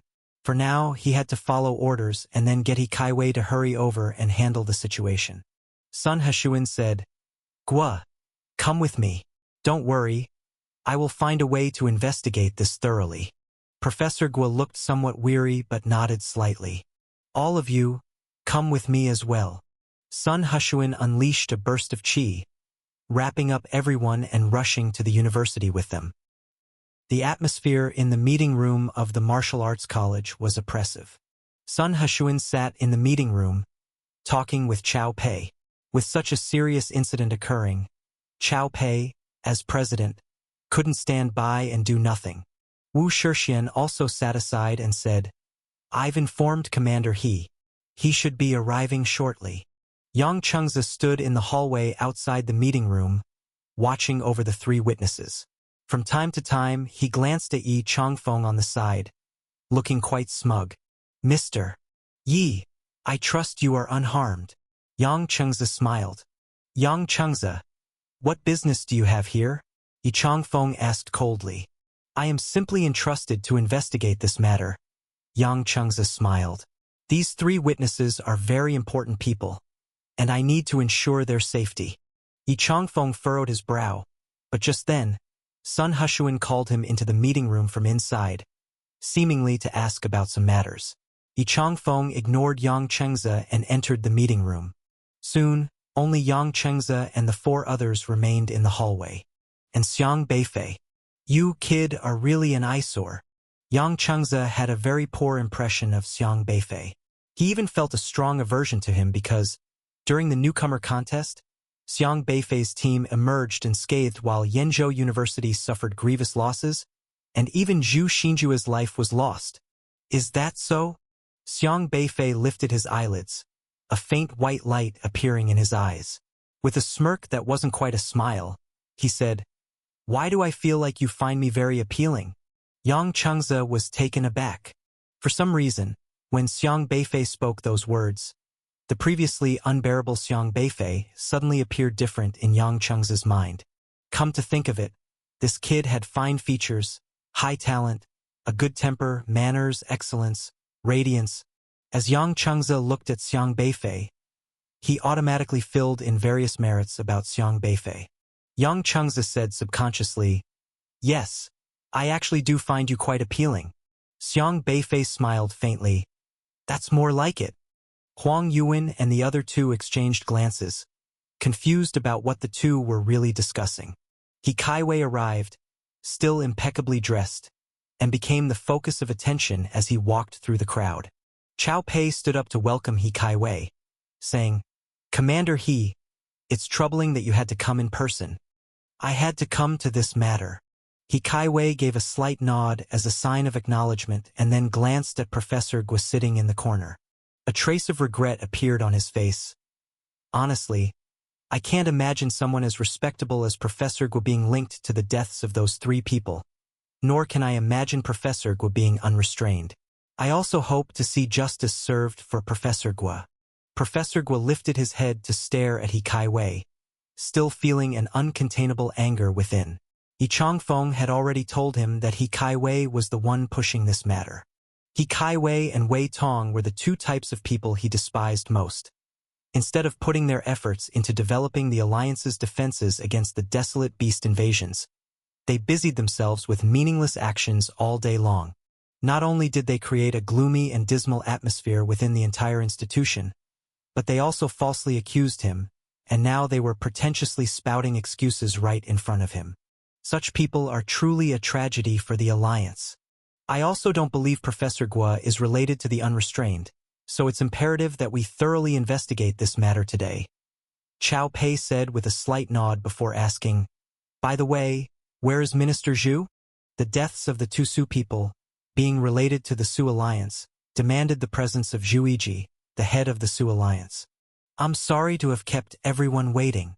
As he spoke, Another elderly man with sparse hair suddenly appeared in the conference room. No one knew how he had arrived, but by the time everyone turned their heads, they found him already sitting calmly in a chair as if he had been there for quite some time. Zhu Yiji, the head of the Su Alliance. Minister Zhu, my apologies for not greeting you at a greater distance. Please forgive, Qiao Pei said with a smile. Zhu Yiji also nodded politely to Qiao Pei, then turned his gaze to He Kaiwei. After an understanding look between the two, they quickly averted their eyes.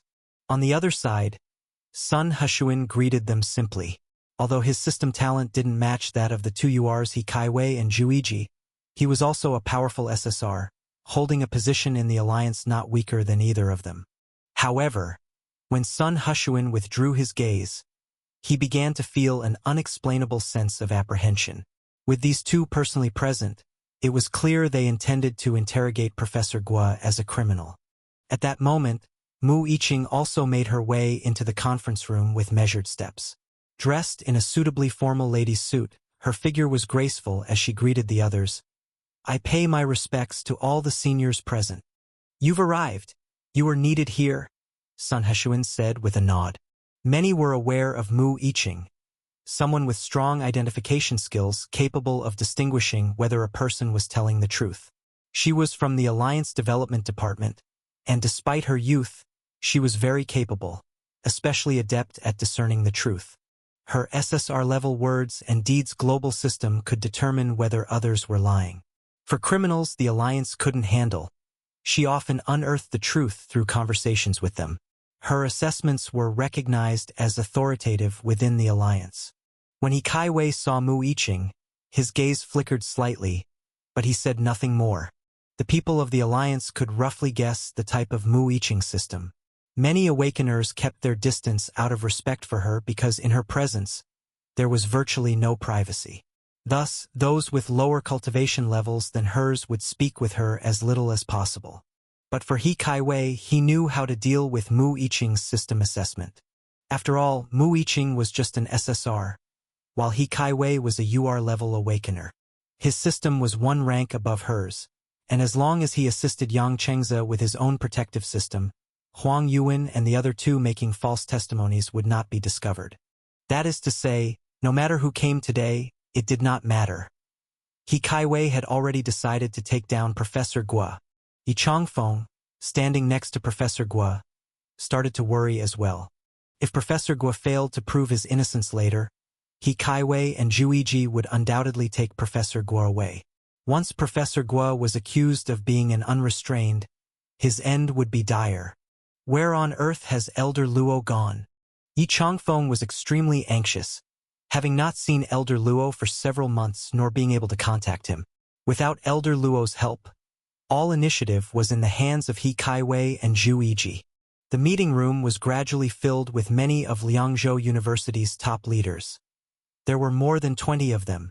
With such an incident having occurred, everyone felt obliged to come, and the room had essentially become a private court for the trial of Professor Guo. Aside from a few witnesses, the cultivation level of those present was at least at the God-refining stage, with each person being prominent and influential, most having a say within the alliance. However, what everyone failed to notice was that there was a young man sitting in the corner of the room. He was the youngest person there, invisible to everyone's sight, even the two UR Awakeners. He had obtained a sword from Yi Changfeng, named the Eclipse Sword, which made him invisible. Xiang Beifei slightly lifted his head, observing the system interfaces of these people. It was his first time witnessing such a grand gathering. Among so many people last year, he could barely see the system interfaces of half of them. But since he had cultivated his soul and stepped into the God-refining stage, he could see even more systems. Host. Sun Hushuan. SSR level, as far as possible system. Realm. Late orifice transforming stage. By the name, the system seemed quite straightforward to understand. As long as Sun Hushuan did what was within his capabilities, he would grow stronger. You closed the door. Effort value plus 12. You got dressed properly. Effort value plus 14. Whatever he was capable of doing, if he did it, it would make him stronger. Thus, in essence, Sun Hushuan was getting stronger with anything he did each day. Xiang Beifei shifted his gaze to He Caiwei's system interface. Host. He Caiwei. UR level unrestrained uniqueness system. Realm. Late orifice transforming stage. He Caiwei's unrestrained uniqueness system was such that he must be the best at something in order to add to his system value. Today's stats.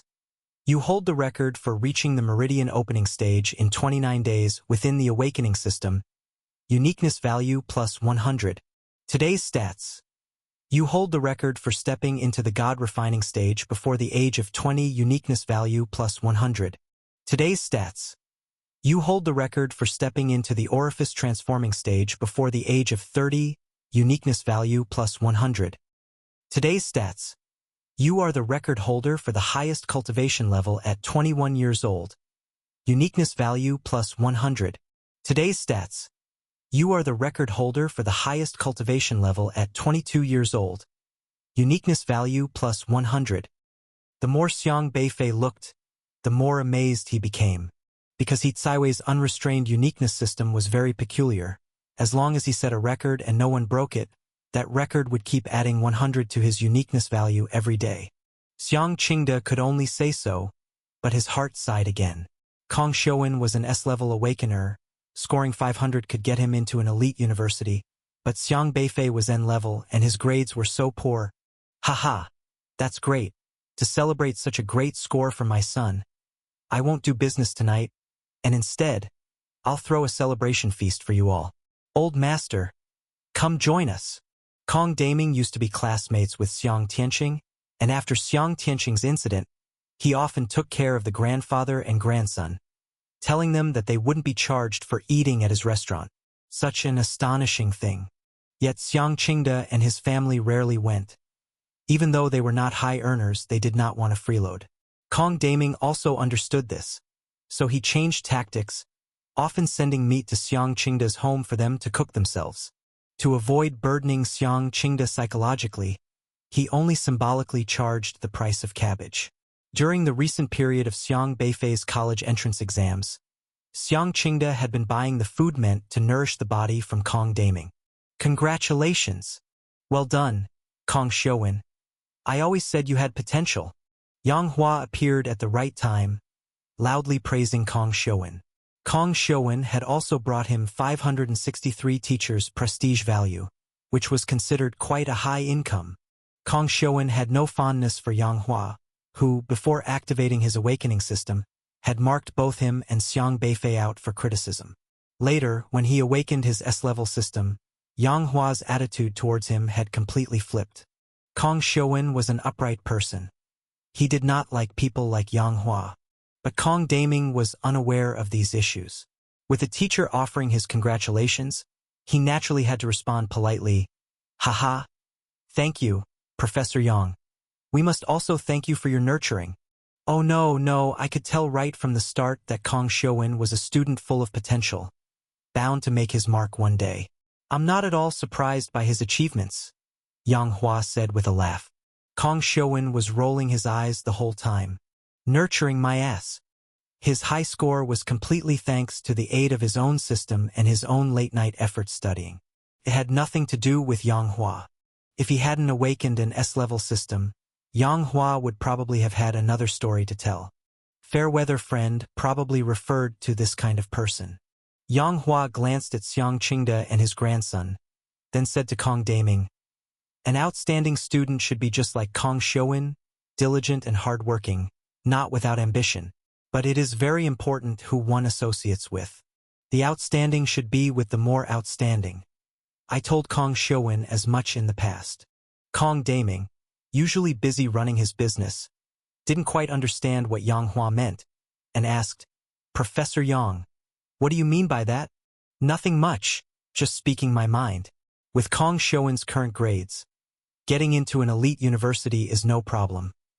He will be able to associate with even more excellent individuals in the future. Your son definitely has a promising future. Congratulations again. I need to go check other students' scores, so I won't disturb your celebration any further." Yang Hua waved his hand and couldn't be bothered to pay any more attention to Xiang Qingde and Xiang Beifei, blatantly ignoring them. Don't take what that guy said to heart.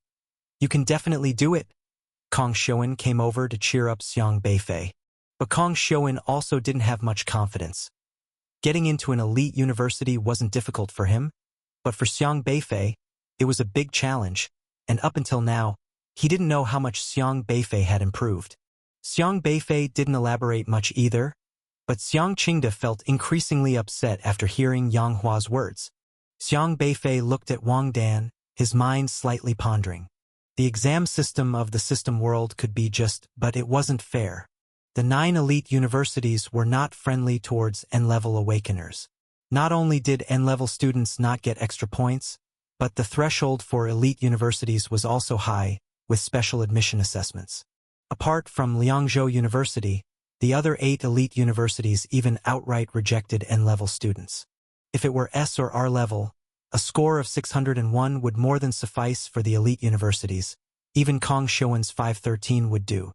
But the system world was unique. It had its own rules for survival. To live better in this world, system talent was far too important. High-level talent awakeners could complete system tasks quickly, an indisputable fact. Special schools having special enrollment requirements was actually quite normal and applied everywhere. For example, clinical medicine does not allow those with infectious diseases, and those with a stutter are not suitable for teacher training programs. The 9 elite universities needed to cultivate Zhuozhou Alliance's top talents, reserve talents for the alliance, so having higher selection criteria made sense. After all, in this world, cultural course grades were only one reference. The decisive factor was the system talent. Yang Hua was happily counting his teacher prestige value. Most of his classroom student scores had come out, and currently, the highest score in his class wasn't from S-level Zhuo Jing, but from Wang Dan, who had awakened an N-level flower cultivation system. She scored 601. Wang Dan also appeared very excited. Her system was flower cultivation, so she planned to apply for a university specializing in agriculture and forestry. Good, very good. Yang Hua congratulated Wang Dan loudly. He was all smiles, treating Wang Dan very warmly, having gained another 601 teacher prestige value. However, many remembered that 2 months after awakening her system, Wang Dan had been ignored by Yang Hua, even moved to the back of the class, and when she asked questions during lesson, he seemed impatient. All because Wang Dan was an N-level awakener. But Yang Hua didn't concern himself with these things. As long as they could benefit him, he fully embraced them and had no problem changing his attitude by a full 180 degrees. This child, I hope he can achieve something in the future. Although he's only level N, he has genes from Xiang Tianqing. Getting into Liangzhou University this year seems bleak. Let's see if there is hope next year or the year after. Li Nanxing didn't expect Xiang Beifei to bring him any prestige value. Honestly, he thought relying on Xiang Beifei to boost his prestige was less useful than banking on those level S students. But the reason he came to encourage Xiang Beifei was largely due to Xiang Tianqing. That day, when Xiang Beifei consulted him about the school selection system in his office, Li Nanxing thought he saw a shadow of Xiang Tianqing in him. Just then, a voice came from the side. Professor Yang, how can you belittle a student like this? Li Nanxing walked over from the crowd, his expression serious as he looked at Yang Hua. Principal. Upon seeing Li Nanxing, Yang Hua's arrogant demeanor faltered, and he quickly put on a smile to greet him. Li Nanxing was also there to see the students' results. As the principal, he naturally couldn't miss such an important event, but he inadvertently heard the conversation here and had to speak up. As a teacher, you should educate without discrimination, seek out each student's strengths, not arbitrarily define a student. Is it right for a teacher to belittle someone's child in front of their parents? Li Nanxing Rabuka. Yang Hua didn't dare respond, but he still scorned inwardly. What strengths could a student like Xiang Beifei have? I merely spoke the truth. He simply isn't capable of getting into university. Li Nanxing turned to Xiang Qingde with an apologetic face, saying, I'm sorry, Professor Yang was just a bit anxious waiting for the results, which led him to speak rashly. As the principal, it's my fault for not managing my teacher properly. I apologize to you here. Please don't take it to heart. Not at all. Xiang Qingde was somewhat flattered. He knew that Principal Li Nanqing was at least at the meridian opening phase, a person of high cultivation and status. It was rare for someone like him to lower his stature and apologize to him. Li Nanqing said, "You are Xiang Beifei's grandfather, right? Don't worry. I still have high hopes for this child. I know he might not have performed ideally in this year's college entrance examination, but no worries, if Xiang Beifei wants to repeat a year, I will arrange a class for him." "Really? Thank you so much, Principal," Xiang Qingde said gratefully. Li Nanqing comforted. Then he barked, "Professor Yang, won't you hurry up and apologize to him?"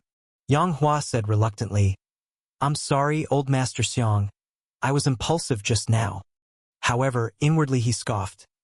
Forget next year. Giving Xiang Beifei 10 years might still not be enough for him to get into university.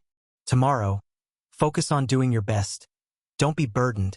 Just perform your best without overthinking. And make sure to double-check your paper. Xiang Qingde kept instructing Xiang Beifei endlessly. "Grandpa seems really nervous?" Xiang Beifei said. Xiang Qingde said, "This is a major event in your life, of course. Grandpa is nervous." He knew Xiang Beifei's grades were poor, so poor they could be called abysmal, plus an Awaken Level N system, his prospects were bleak. But since the Awakening system had come 2 months ago, Xiang Beifei seemed like a changed person, incredibly diligent, which reignited a bit of hope within him. "You little guy, eat slower." Xiang Qingde saw Xiaohei almost crawling into the bowl. He rubbed Xiaohei's head. Nobody usually could see Xiaohei, but since he discovered the lure of delicious food, he wanted to get on the dining table, so he chose to let Xiang Qingde see him, to avoid the scene where a piece of meat just vanishes, which looked frightening. Xiang Beifei simply explained it was due to his own system. Xiang Qingde didn't suspect anything, and agreed to let him on the table, even preparing a small bowl for him. Xiaohei smacked his lips, belching contentedly. The dinner was mundane yet delightful. Xiang Qingde still waited for Xiang Beifei to finish eating before he started. Xiang Beifei still only ate half of his portion, leaving the other half for his grandfather. Life was modest but also warm. Xiang Beifei enjoyed this kind of life. Xiang Beifei said, "Using surveillance to search, I guess it won't be found." "How could that be? These glasses were made by our police high-tech development center." Lu Jiwei whispered. "The person who developed these glasses is a big shot in the tech world. Even if he uses the invisibility system, his silhouette can still be captured and will be notably marked based on the airflow. The invisibility ability would become ineffective. Have none of you ever considered why, after Lai Wuying has been rampant for so long, none of you have even captured his likeness, not even a silhouette? Other fugitives at least have a known appearance. But he has never left any trace in the surveillance, has he?" Xiang Beifei said. Hearing Xiang Beifei's words, Lu Hong spoke up. He has strong anti-surveillance capabilities, so he definitely knows how to avoid monitoring. He must have the ability to walk through walls, which is why we can't track his movements and information. "What if he isn't deliberately avoiding it?" Xiang Beifei said. Lu Hong furrowed his brow. "What do you mean? You all should know more about the system's capabilities than me. If his system can assist him in not being captured by any electronic monitoring, that's also a possibility. If he has the ability to block electronic monitoring, then wearing these glasses you might not even see him even if he walked right past you," Xiang Beifei explained. Lu Hong looked at Xiang Beifei in surprise, originally thinking that this young man was just a newbie who had just awakened his system and didn't fully understand his own system yet. But he hadn't expected Xiang Beifei to consider this point. "Keep talking. How do you think we should search for him then?" Lu Hong asked calmly. "It's simple." Xiang Beifei fiddled with the glasses in his hand, learned by analogy, allowing him to quickly master all the features of the glasses. He tapped on the glasses and then said, "Just make one of the lenses malfunction." Lu Hong and Lu Jiwei looked at each other. "Why?" Lu Jiwei didn't understand. If his system is used to block electronic devices, then wearing the glasses is like being blind with our eyes open. By using our natural sight to compare, we can figure it out, Xiang Beifei explained. Xiang Beifei moved through the crowd, and not far behind him, a figure closely followed him. It was a man in glasses, carrying a briefcase and dressed in a business suit, looking just like an office worker. He maintained a distance of about 50 meters from Xiang Beifei, neither too close nor too far. Woof woof! Xiaohei on Xiang Beifei's shoulder barked alertly. Is someone following me? Xiang Beifei slightly furrowed his brow and stopped when he passed a bus station. There were many people at the bus station. Xiang Beifei leaned next to a young man who possessed an N-level insurance sales system, pretending to wait for the bus, then turned his gaze behind him. But the suited man seemed to not look at Xiang Beifei at all and just walked past him, not even giving Xiang Beifei a glance. Xiang Beifei caught a glimpse of the man's system interface. Host, Chun Gang. R-level, 8-faceted ingenious system. Realm, late Qi mastery. What is the 8-faceted ingenious system? Xiang Beifei was curious, about to take a clear look at the man's system information, when the man named Chun Gang had already turned the street corner and disappeared. Was it this guy who was following me? Xiang Beifei asked. Woof! Xiaohei nodded. As Xiang Beifei pondered what to do next, a woman in high heels and a white dress approached from the corner. Normally, Xiang Beifei wouldn't have noticed this white-dressed woman. Now after work hours, the streets were bustling with people of all ages. Had he not just happened to see the system interface of the white-dressed woman? Host, Chun Gang. R-level, 8-faceted ingenious. Realm, late Qi mastery. Mu Yiqing's word spirit sphere is a system item that can strike directly into the depths of another's mind to discern the truth, while the protective talisman ensures that Huang Yuan and others' minds are not disturbed, blocking the impact of the word spirit sphere. Normally, even if SR-grade Yang Chengze has the ability of subtle influence to change others' cognitions, he would still be detected by SSR-grade Mu Yiqing. But He Kaiwei is here. He Kaiwei had calculated Mu Yiqing's cultivation level, and such an amulet could definitely resist Mu Yiqing's discernment firmly, meaning Mu Yiqing would not be able to detect any truth in the influences Yang Chengze had on the trio of Huang Yuan. This meant that no matter how Huang Yuan and the others answered, the word spirit sphere would definitely not react and would treat the trio's false testimonies as if they were true. For He Kaiwei, being able to deal with Professor Guo and get rid of Luo Yunxian's right-hand man before going after Luo Yunxian himself was worth it, because the system reward he would get if the task was successful was not simply 2.5 million. These 2.5 million uniqueness values were absolutely worth it. The UR system's ability is just that omnipotent. Mu Yiqing spoke. Secretary Wu has already told me about the incident, and I've sorted it out a bit.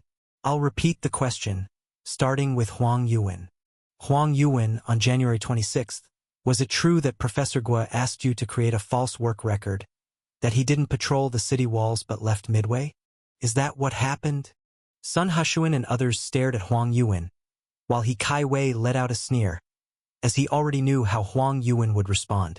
Professor Guo sighed softly. Huang Yuan said nervously, No, Professor Guo was patrolling with me all the time. He never left. Professor Guo has strict requirements for himself during his work. How could he possibly abandon his post? Professor Guo was slightly taken aback. He Tsaiwei's expression also froze. Wu Shixian also felt that something was off. What's going on? Wasn't Huang Yuan supposed to be using Yang Chengze's ability to fabricate facts? Wu Shixian was internally astonished.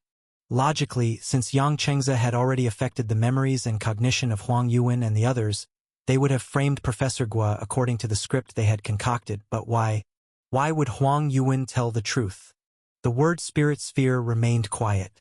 He's telling the truth, Mu Yiqing said. Good.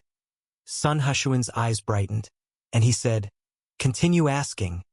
We need to give Professor Guo justice. Mu Yiqing glanced at Wu Shixian and He Kaiwei, her brows furrowing slightly. The answer she got was clearly different from what Wu Shixian had said. But since she and Wu Shixian were not on the same side, she continued to ask, So, on January 26th, Professor Guo was always present and never left? Right, never left. Huang Yuan nodded. The word spirit sphere still showed no reaction. Then why did you slander me like that when we were at the city tower earlier? Professor Gua spoke out.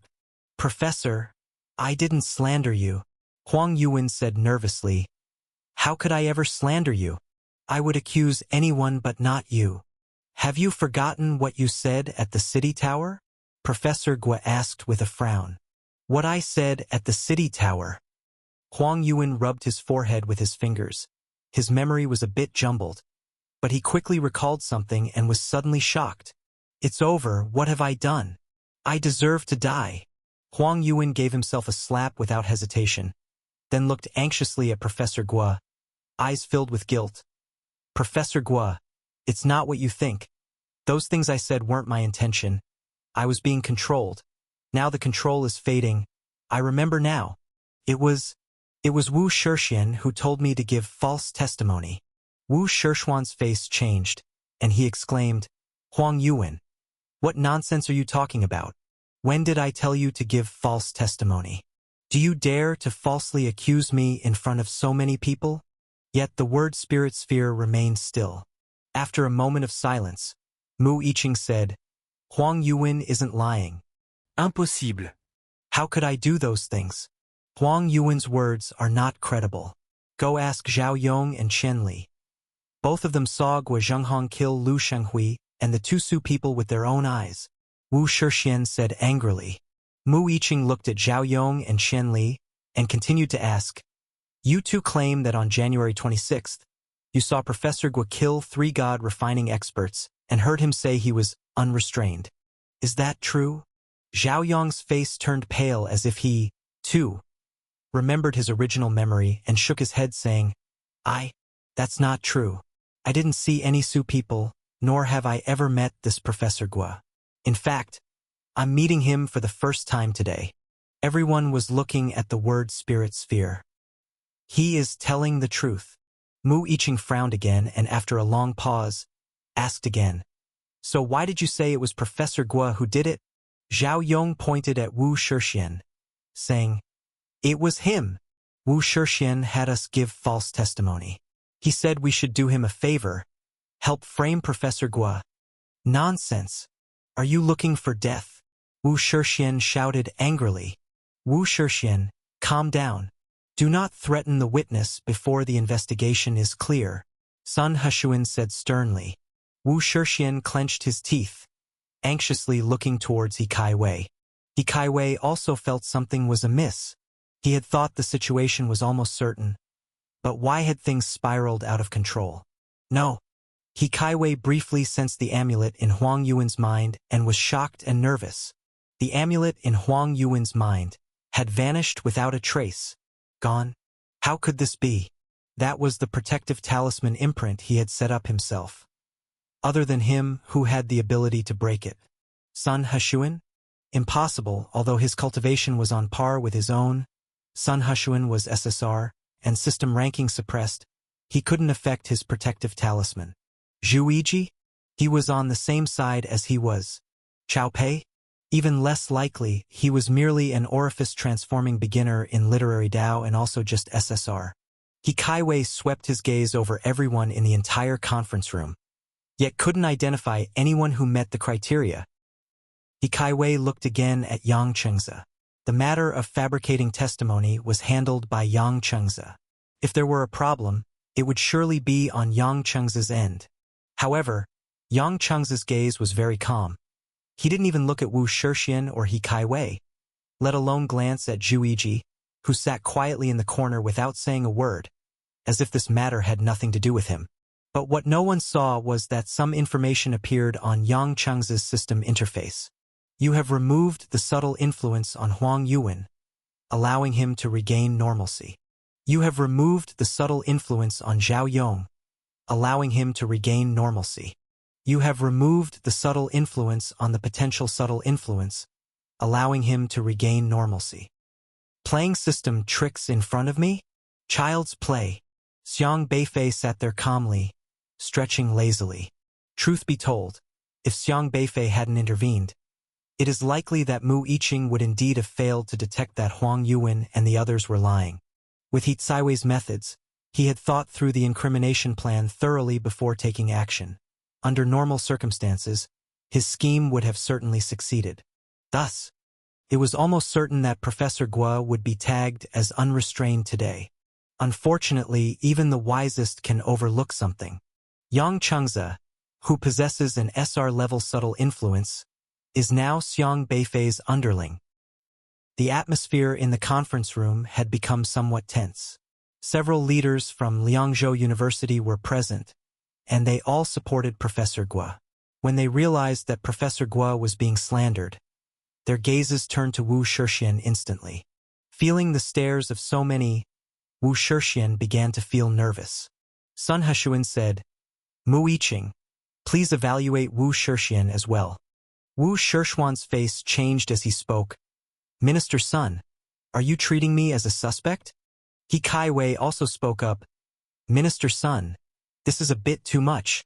Sun Heshuan said sternly, "We are all here today to investigate an incident. If you can treat Professor Guo as a suspect, now that the allegations against him have been disproved, how can we not treat Wu Shixian as a suspect? Is there a distinction of rank among suspects? I do not wish for someone to take this opportunity to frame Professor Guo. If you haven't done it, then just tell the truth. Why worry about Mu Yiqing making a mistake in her evaluation?" Wu Shixian looked to He Kaiwei as if seeking rescue. Although it's true he is an SSR, the problem is that Mu Yiqing is also an SSR. And she's an SSR in the late stages of God refining. If she were to evaluate him, he would definitely be exposed. He Kaiwei remained silent for a long time. With so many people watching, if he didn't allow Wu Shixian to be questioned, it would truly seem like there was something to hide. He looked at his system interface and quickly composed himself. He did not know how the protective talisman imprints in the minds of Huang Yuan and the others had been erased. Perhaps there was some inadvertent error along the way. At this moment, he had to ensure that Wu Shixian did not slip up.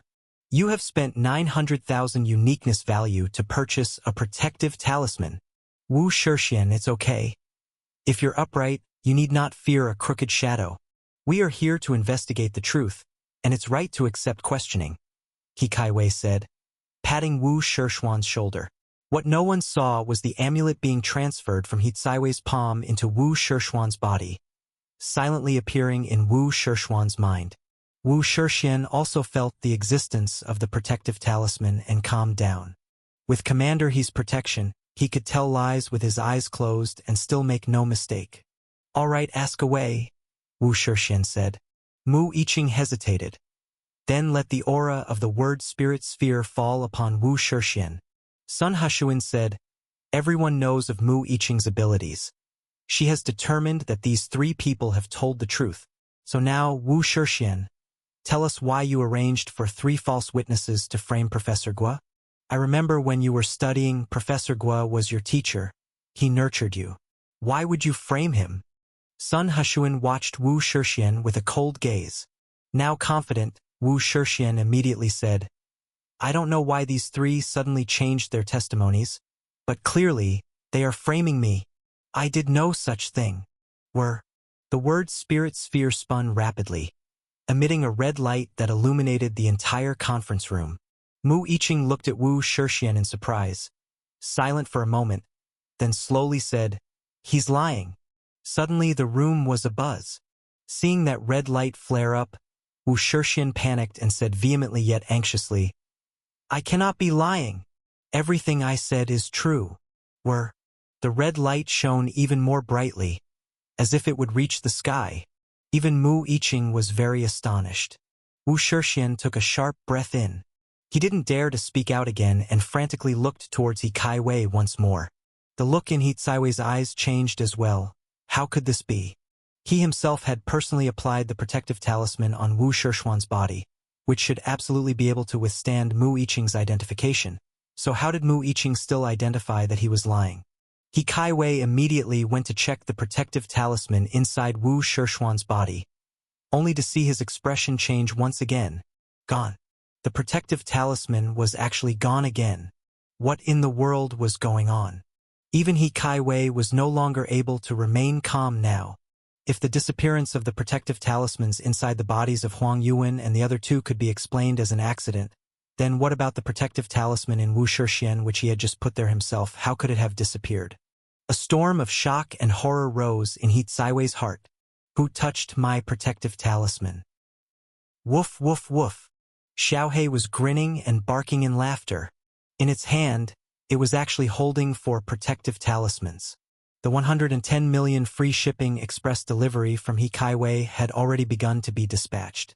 4 protective talismans, each worth about 900,000 uniqueness value, belonged to the early stage of God-refining spiritual power crystals. The system rewards from the UR system are really quite affordable. Xiang Beifei couldn't help thinking. Take the SR systems for example, like Keishi's Great Xia Dragon Sparrow Sword. Just the early stage of God-refining system reward cost 9 million, whereas the UR system's early stage items only needed 900,000. The gap was huge. But it didn't matter. From now on, every time He Caiwei would exchange for a system reward, it would disappear once, and the most formidable part was that Xiang Beifei was still invisible. He Caiwei would suspect anyone but him. Although Xiang Beifei still couldn't beat He Caiwei, he could make He Caiwei start to question his life. I really hope you hurry up and exchange for something from the orifice transforming stage. Xiang Beifei was getting impatient. Mu Yiqing, could there be a mistake in your identification? He Caiwei calmed down and stared at Mu Yiqing as he spoke. Mu Yiqing, with a gleaming look in her eyes, responded, Commander He, the work done by us in the Alliance Development Department has always been free of mistakes. You should also be clear whether I have made any mistakes over the many years I've been handling affairs. Humph. I just hope you aren't bending the law for personal gain and intentionally exonerating certain people, He Caiwei said, staring intently at Mu Yiqing. In fact, he knew in his heart that this matter was unrelated to Mu Yiqing, because Mu Yiqing's identifications were almost always correct. It's just that things hadn't gone according to the script He Caiwei had set. But now the situation had bizarrely spiraled out of his control. He had to find a way to direct the blame towards Mu Yiqing. Mu Yiqing, a person who grew stronger through her eloquence, understood the implications of everyone's words thoroughly and knew exactly what He Caiwei was trying to convey. But she wasn't a fool either, and with a graceful smile, she said, I merely conducted the identification according to my abilities normally. Of course, for such a major matter, a one-sided identification naturally cannot convince everyone. After all, whether it's Professor Guo or Secretary Wu, both are indispensable figures in the Alliance, and it's natural to think twice before reaching a conclusion about them. If Commander He has doubts about my identification results, you can invite several more experts with the ability to identify. Having several people conduct the identification together would also help ensure fairness and justice. Mu Yiqing spoke very appropriately.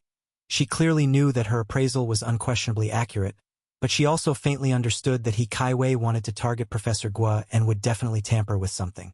She was slightly puzzled. Why would He Caiwei, being well prepared, allow her to detect it?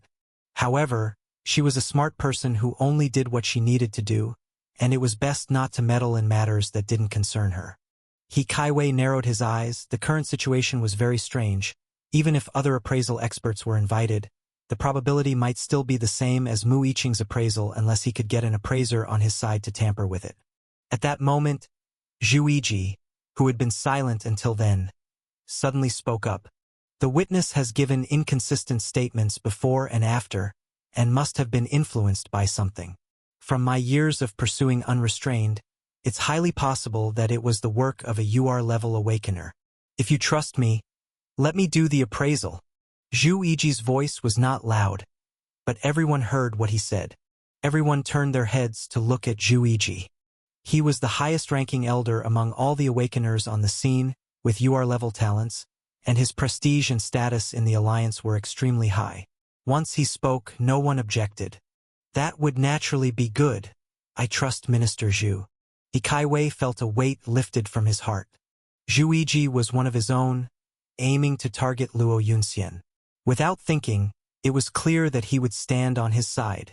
If Zhu Yiji conducted the appraisal, even if Huang Yuan and the others spoke the truth, it would be forcibly twisted into a falsehood. even if the final appraisal result differed from Mu Yiqing's.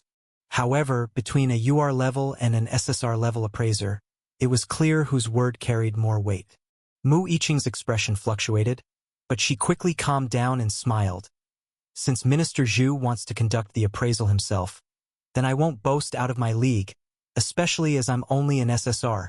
If it's as Minister Zhu mentioned, that a UR awakener subtly influenced the situation, I am certainly powerless. But Minister Zhu has always been fair and just, everyone trusts his judgment. Mu Yiqing was a shrewd woman. She didn't want to offend people like Zhu Yiji or He Kaiwei, but she was even less willing to have conflicts with someone like Luo Yunxian, so maintaining neutrality was best for her. However, when Yi Changfeng heard that Zhu Yiji would personally conduct the appraisal, his expression changed. Zhu Yiji had conflicts with Elder Luo, and naturally would target Professor Gua. How could such a person ensure a fair and just appraisal? He spoke out, "We have never seen Minister Zhu have the ability to appraise whether others are telling the truth. I wonder how Minister Zhu intends to conduct the appraisal." The purpose of establishing the Su Alliance was to deal with unrestrained, and to catch unrestrained we naturally have ways to determine truth from falsehood. There is no need to doubt this. My words and actions represent the Su Alliance and will naturally comply with every rule of the Alliance. In any case, this concerns the whole Alliance, and we must give everyone an explanation. Zhu Yiji spoke with an authoritative tone, like a respected elder in charge of a major affair, leaving outsiders unable to find fault in his words. "Mr. Yi, you are too anxious. Minister Zhu works in the Alliance. He will naturally give everyone an explanation. We believe in Minister Zhu," Chao Pei said to Yi Changfeng. Yi Changfeng frowned, but he could not directly prove Zhu Yiji would falsify results, nor could he refute, so he had to let it go. Zhu Yiji waved his hand, and a faint ripple quickly spread from his body above the meeting room, soon turning into a black square that encircled Huang Yuan and the others. This square is called frankness without evasion. Within this square, one can only speak the truth even if someone wants to lie. It would be impossible. If you don't believe it, you can test it yourselves. The method is simple. Just think of a fabricated event, and you'll find that what you end up saying will be completely different from the fabrication, and will certainly be the truth. Zhu Yiji dispersed the ripple of the square, and everyone quickly discovered a similar square on the ground beneath them, like a cage, binding them within. Whether it was Yi Changfeng or Sun Heshuan, they both slightly furrowed their brows when they were surrounded by this triangle. To test the viability of this triangular truth, they both tried whispering to themselves. The fictional event in Yi Changfeng's mind was, "The Alliance will be better tomorrow with them." But when he whispered, it turned out to be another matter. "With this group of people, I fear the Alliance is doomed." This was the real sentiment in Yi Changfeng's heart. He found that a strange force had bound him. When he tried to tell a lie, the square immediately twisted it straight, forcing him to speak the truth he intended. The others also tried whispering quietly, and then they all became vigilant, because they also realized that when they were bound by this square, they were utterly unable to tell any lies. Even Chao Pei and Mu Yiqing looked at Zhu Yiji with considerable suspicion and alarm. None of them had expected the square Zhu Yiji had crafted to be so formidable. Everyone had secrets, and if Zhu Yiji were to forcefully apply this frankness without evasion on them, the consequences, everyone looked uneasily at Zhu Yiji, deeply wary of this ability. Zhu Yiji smiled faintly, waved his hand again, and withdrew all the squares from beneath everyone's feet, saying, "Rest assured, this was just to ensure the viability of this power and to dispel any doubts you might have. This is a tool of the Su Alliance to counter the unrestrained, not to be used against any of you. The innocent need not worry about being constrained by frankness without evasion. If there are still any questions, feel free to speak up." The people in the meeting room looked at each other. This frankness without evasion ability had already been witnessed by all, and who would dare question it now? If someone did, then Zhu Yiji's frankness without evasion would next fall at their feet, leaving them with no secrets within this square. Even Yi Changfeng and Sun Heshuan couldn't question this power. as they had just tested it and spoken only the truth within the square. Qiao Pei laughed.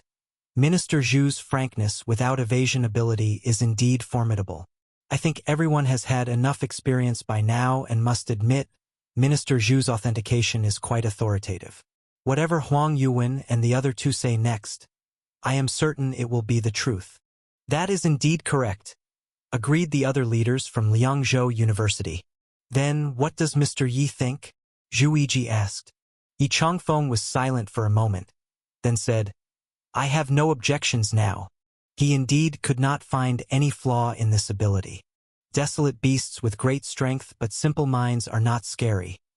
What's truly terrifying are those with high intelligence. At present, they didn't know what kind of impression this green caterpillar, which had been squashed to death by Long Guoqing, had left regarding them. Li Zimu's stone house had many rooms piled up, each person separated by a room, with no beds, no quilts. Though simple, such lack of luxury wasn't much of an issue in the foreign desolate wilderness. When Xiang Beifei finished his shift and returned, Long Guoqing was leaning against the door with his arms crossed in front of him and asked, Can I ask you a question? What? Xiang Beifei said. You're not an N-level awakener, are you? You're at least SR, right? Is that important to you? It would make me feel better, Long Guoqing said reluctantly. If he lost to SR level Li Zimu, he wouldn't feel too ashamed. After all, the other's talent was not weaker than his. Both were SR, and if he lost, he could just win back the next time. But losing to an N-level awakener left him with a knot in his heart. That's your own problem, not mine. Xiang Beifei did not like to explain his system to others, because he simply did not have a system. We're a team. I've told you about my abilities, but we all don't know about yours. Since we're a team, we should at least understand each other, Long Guoqing emphasized. Now you admit you're part of a team? I thought you always liked to steal the spotlight, Xiang Beifei said. Long Guoqing huffed and did not refute this point. He did indeed like to stand out, as without it, he had no way to accumulate system points. If you tell me you are SR or SSR, I can accept my defeat, Long Guoqing said. Do you look down on people whose system rank is lower than yours that much? What's wrong with N level? Or R level? Or S level? Apart from cultivation progress, are they inferior to you in character, morality, conduct, in any way that you should despise them? Is it that pleasurable for you to find a sense of superiority over someone with a lower system? Xiang Beifei said sternly. I. Long Guoqing was rendered speechless. He looked down on those with less talent than himself because in his opinion, those people just wouldn't amount to anything, especially the lowest tier N-level awakeners. He would only respect the strong. Yet, his pride was always crushed to pieces in front of Xiang Beifei. Deep down, he hoped Xiang Beifei ranked at least SR or even SSR. That way, if defeated by Xiang Beifei, he wouldn't feel too frustrated, and could maintain the principle of pride he always held on to. But the one thing he couldn't accept was the fact that Xiang Beifei might be N-level. I just don't believe an N-level awakener has that much potential. Their systems are so useless. They'll only ever achieve so much in their lives. There's no way they could be that powerful, Long Guoqing said through gritted teeth. Why can't an N-level awakener defeat an SR? Shang Tianxiong is also an N-level awakener. How many people can surpass him? Those with strength can even kill SSRs as an SR. We all live in this world. We're all human, and you're not nobler than anyone else. Just because your starting point is higher than others, does not mean you will always be above them in the future. Be more humble in your conduct, Xiang Beifei lectured. After finishing these words, Xiang Beifei went straight back to his own compartment. Humble, huh? Long Guoqing's face showed alternating expressions of contemplation and uncertainty as he pondered Xiang Beifei's words.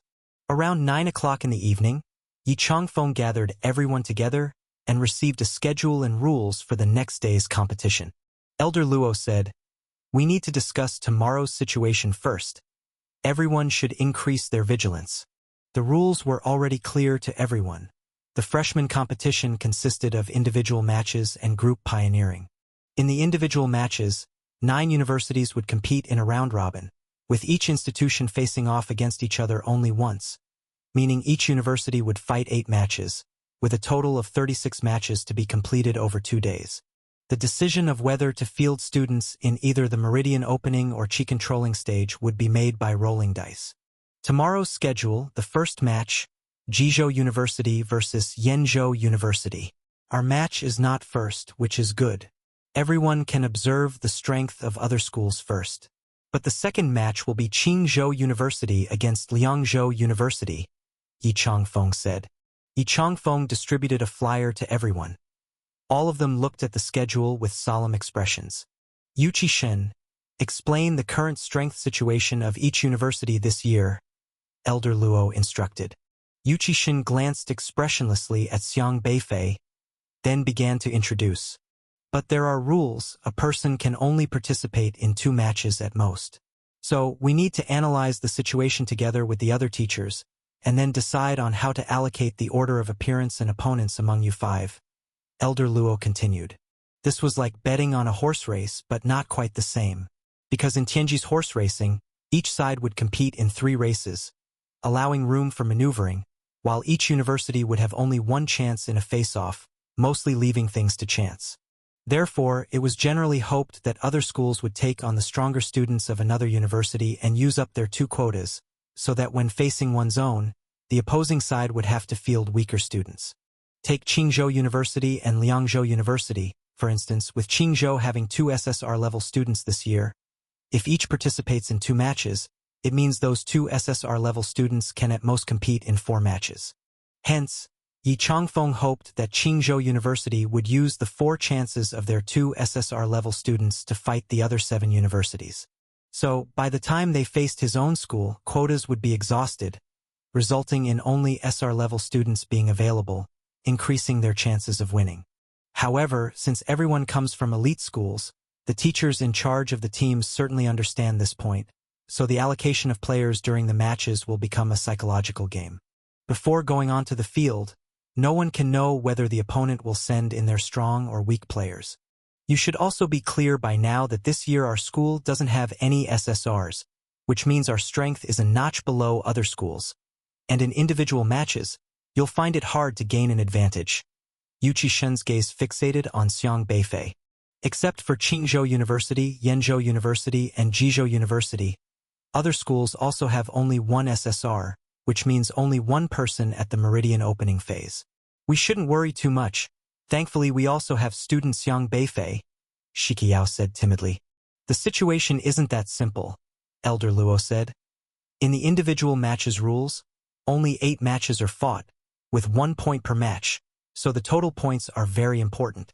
But have you considered, for other schools to score higher overall, they will definitely find a way to secure that 1 point.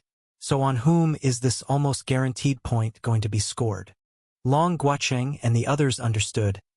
On us? Liangzhou University?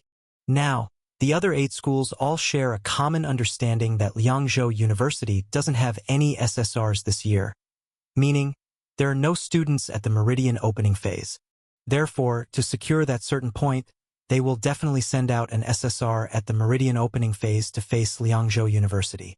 Because if an SSR is sent to face other schools, sometimes they come up against opponents who are also SSRs, and everyone being at the Meridian opening phase, one is bound to lose. If they are the ones to lose, it wouldn't be worth it. But now, the other schools all presume that all students from Liangzhou University are merely at the later stage of Qi controlling, so sending out an SSR at the Meridian opening phase to face Liangzhou University, which only has Qi controlling students, is almost a certain victory. Everyone wants to pick the soft persimmons first to get that 1 point right off the bat.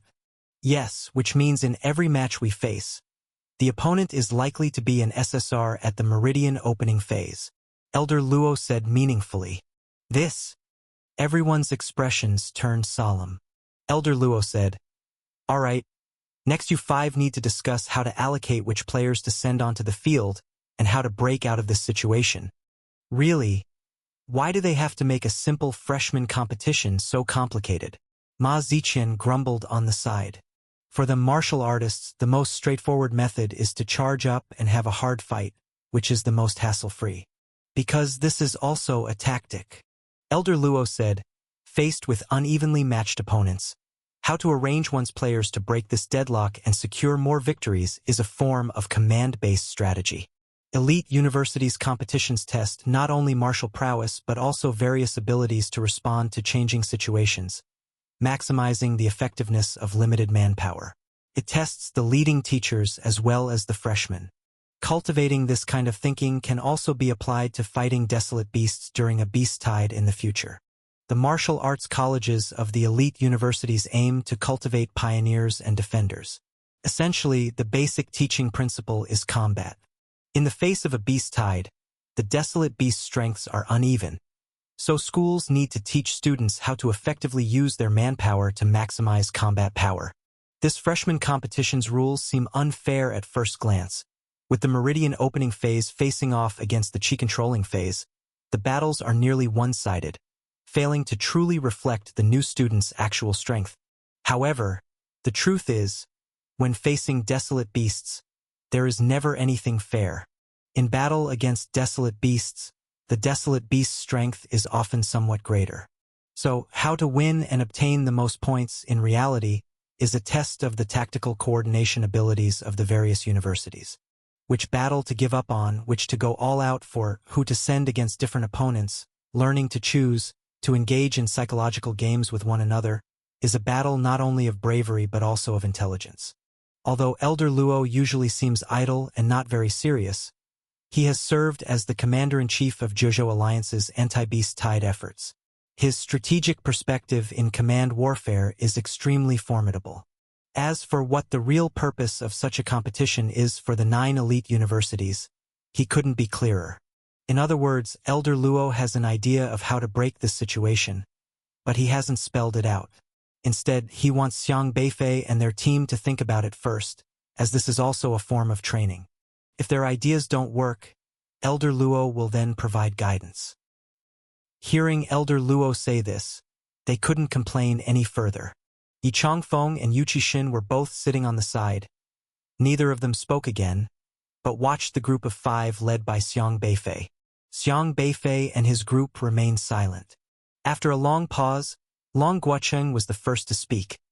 In tomorrow's competition, our first match is in the second round, facing Qingzhou University.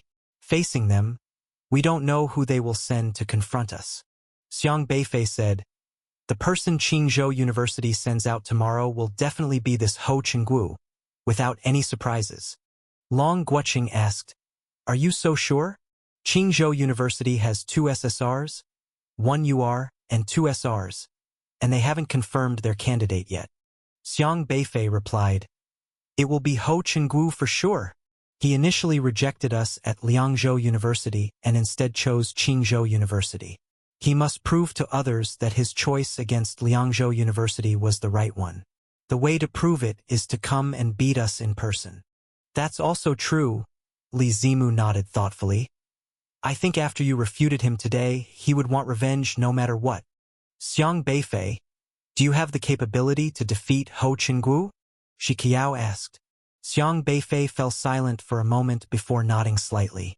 The faces of Long Guocheng and the others slightly improved. They all recognized Xiang Beifei's abilities by now. Although this guy was not an SSR, his strength was outrageously formidable. With him around, even if Liangzhou University was not as openly powerful as those 3 universities, they were still capable of standing shoulder to shoulder with the other schools. But if other schools send SSRs against us, we are almost certain to lose. Xiang Beifei can only go up twice, meaning at best he can only score 2 points, but to our 4, it's almost certain defeat, Ma Ziqian said. Unless we find a way to stop them from using SSRs against us, Li Zimu said. Now they all think we're easy targets. How can we make them change their minds? Long Guocheng asked. It's simple. We must let them know we are not that weak, Xiang Beifei stated. Li Zimu caught on and said, I get it. We must show them that our school also has a Meridian opening stage student. That way, they won't all send their Meridian opening players against us. That means tomorrow against Qingzhou University, Xiang Beifei, you must go up. A person can go up to fight a maximum of 2 times, so after Xiang Beifei's first move, Just showing a hint of his strength would be enough to intimidate people from other schools, making them wary. They will understand that the Liangzhou University's persimmon might not be so easy to squash, because if their SSRs are sent out and encounter a tough opponent like Xiang Beifei and lose, it would be a substantial loss. Hence, other schools would not send SSRs blindly after Liangzhou University. This ability is very peculiar. Anyone with guilt, whether it's a desolate beast or a person, can be targeted by him, which automatically forms a cover door in his mind, even if this cover door isn't originally the opponent's weak point.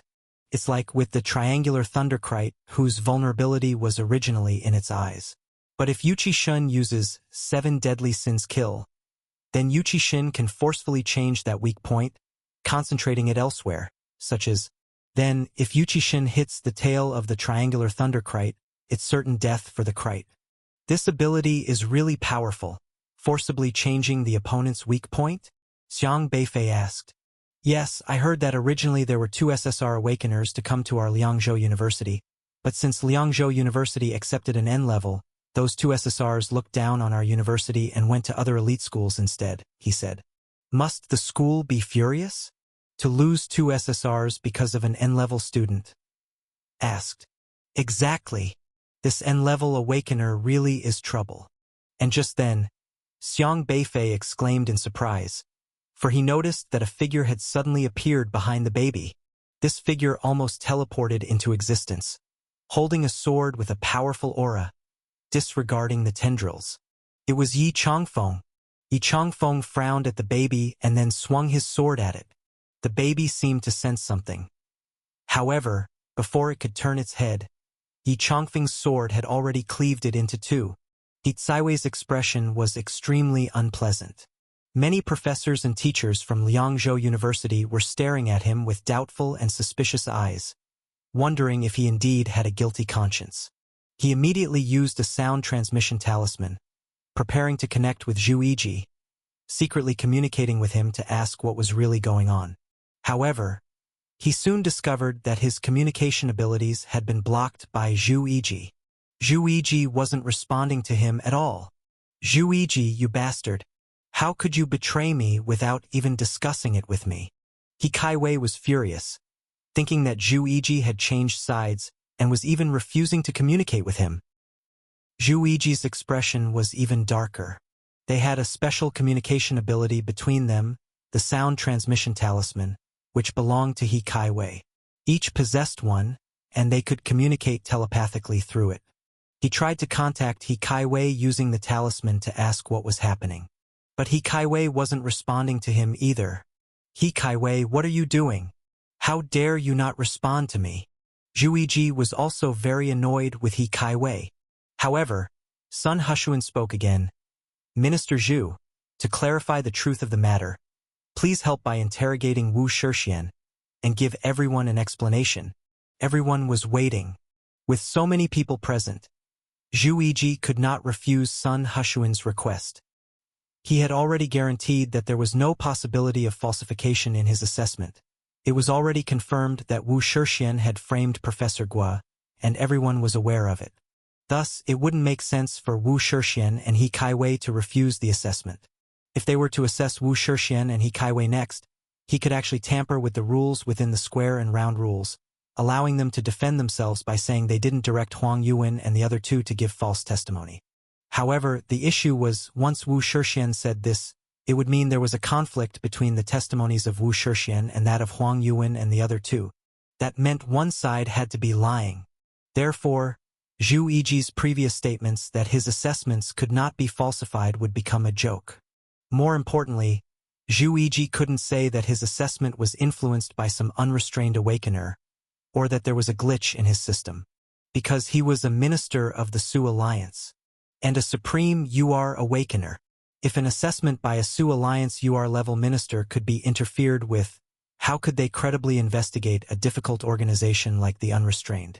If he said that, he wouldn't be able to continue in the minister's position either. For his own reputation, he had no choice but to act as an incorrupt official, and since Huang Yuan's statement came first, his words had to be treated as fact. This meant that in assessing Wu Shixian, they had to make Wu Shixian admit to what Huang Yuan had stated. Keeping the testimonies consistent was the only way to ensure that Zhu Yiji's assessment abilities were fair and unbiased. Even if Wu Shixian wanted to argue, Zhu Yiji had to reset the square and round rules to make it impossible for Wu Shixian to argue. Zhu Yiji was extremely annoyed. He found that not only was He Kaiwei not responding to him, but Wu Shixian wasn't either. The three of them couldn't communicate secretly, but by now he was in too deep to back out.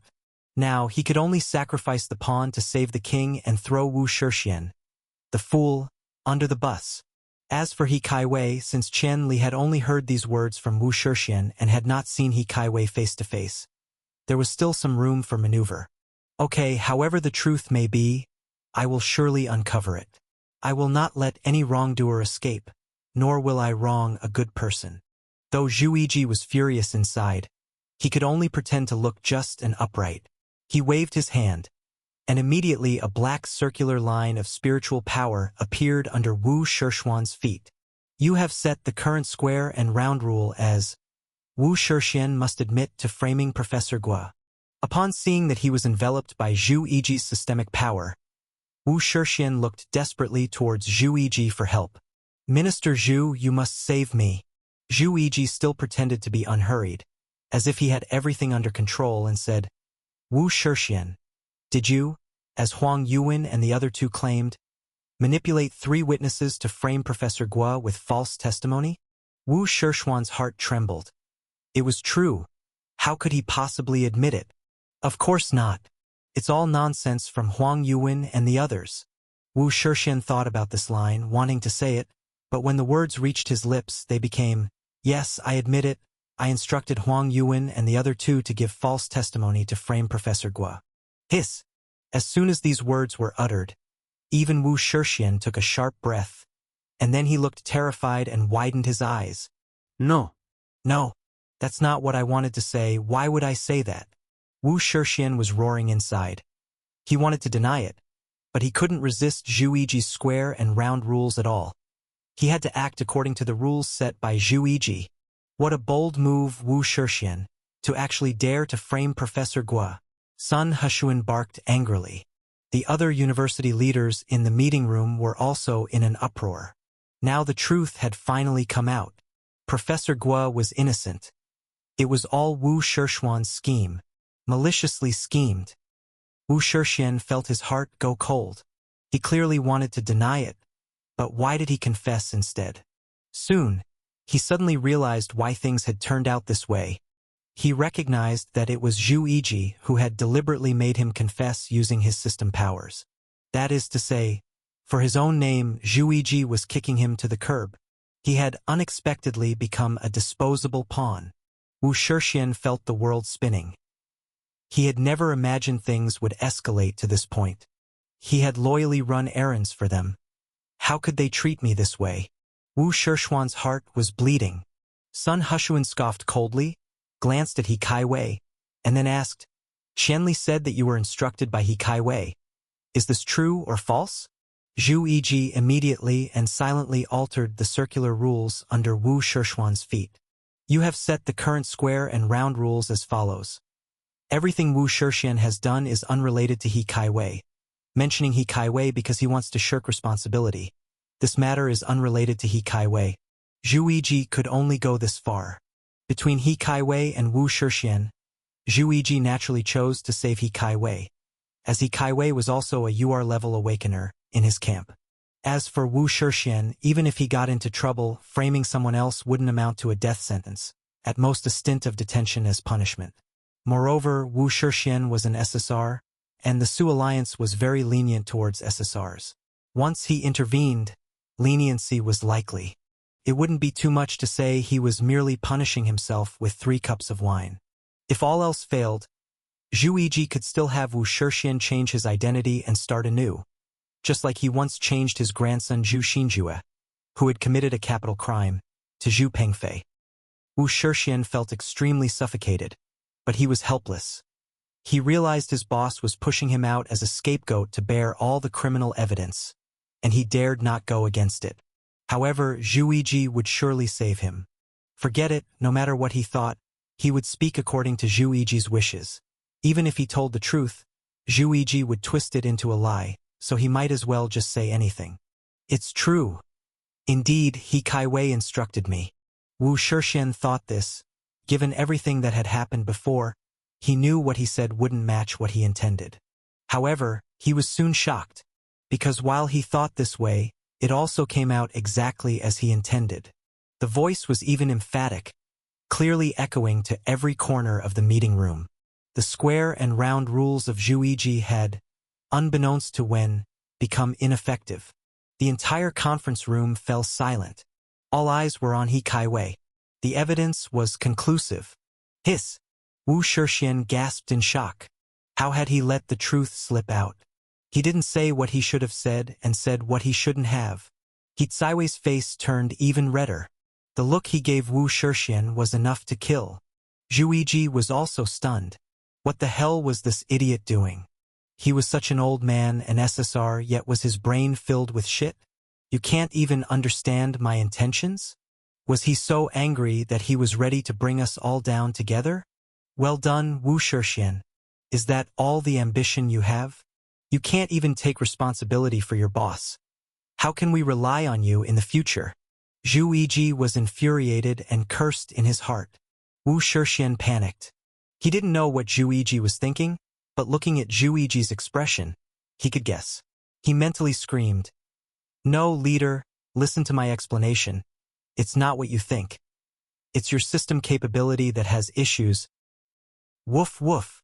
Xiaohei rubbed his paws inside the circle at Wu Shixian's feet, laughing loudly. That's right. Xiang Beifei smiled faintly. He could guess what rules Zhu Yiji would set next. So he told Xiaohei not to interfere the first time, but the second time, he directly made Zhu Yiji's system capabilities fail. As for what Wu Shixian would say after the rules failed the second time, Xiang Beifei couldn't control that. He was merely guessing that Wu Shixian would tell the truth because he felt abandoned. Wu Shixian really did well. Zhu Yiji could never have imagined that he, while intending to frame Professor Guo using his square and round rule system capability and deal with him, inadvertently helped clear Professor Guo of suspicion. What made him want to vomit blood was that Wu Shixian even implicated He Kaiwei. He prided himself on an absolutely safe and reliable judgment system, so Huang Yuan and the other two weren't lying, Wu Shixian wasn't lying either, so the real truth was that He Kaiwei orchestrated everything. Was the case solved just like that? Had he really become a just and unbiased Bao Qingtian? Sun Hushuan coldly looked toward He Kaiwei and inquired, "Commander He, Minister Zhu has confirmed that what Wu Shixian said is true, so why did you try to frame Professor Guo?" He Kaiwei's gaze was filled with coldness, and he kept staring at Wu Shixian. If it weren't for the people around, he would definitely have rushed over and devoured Wu Shixian alive. Zhu Yiji realized that he couldn't question He Kaiwei now, as doing so would certainly make things worse. He immediately gave Principal Chao Pei a meaningful glance. Principal Chao Pei, as the head of Liangzhou University, was also inwardly lamenting what on earth was happening today.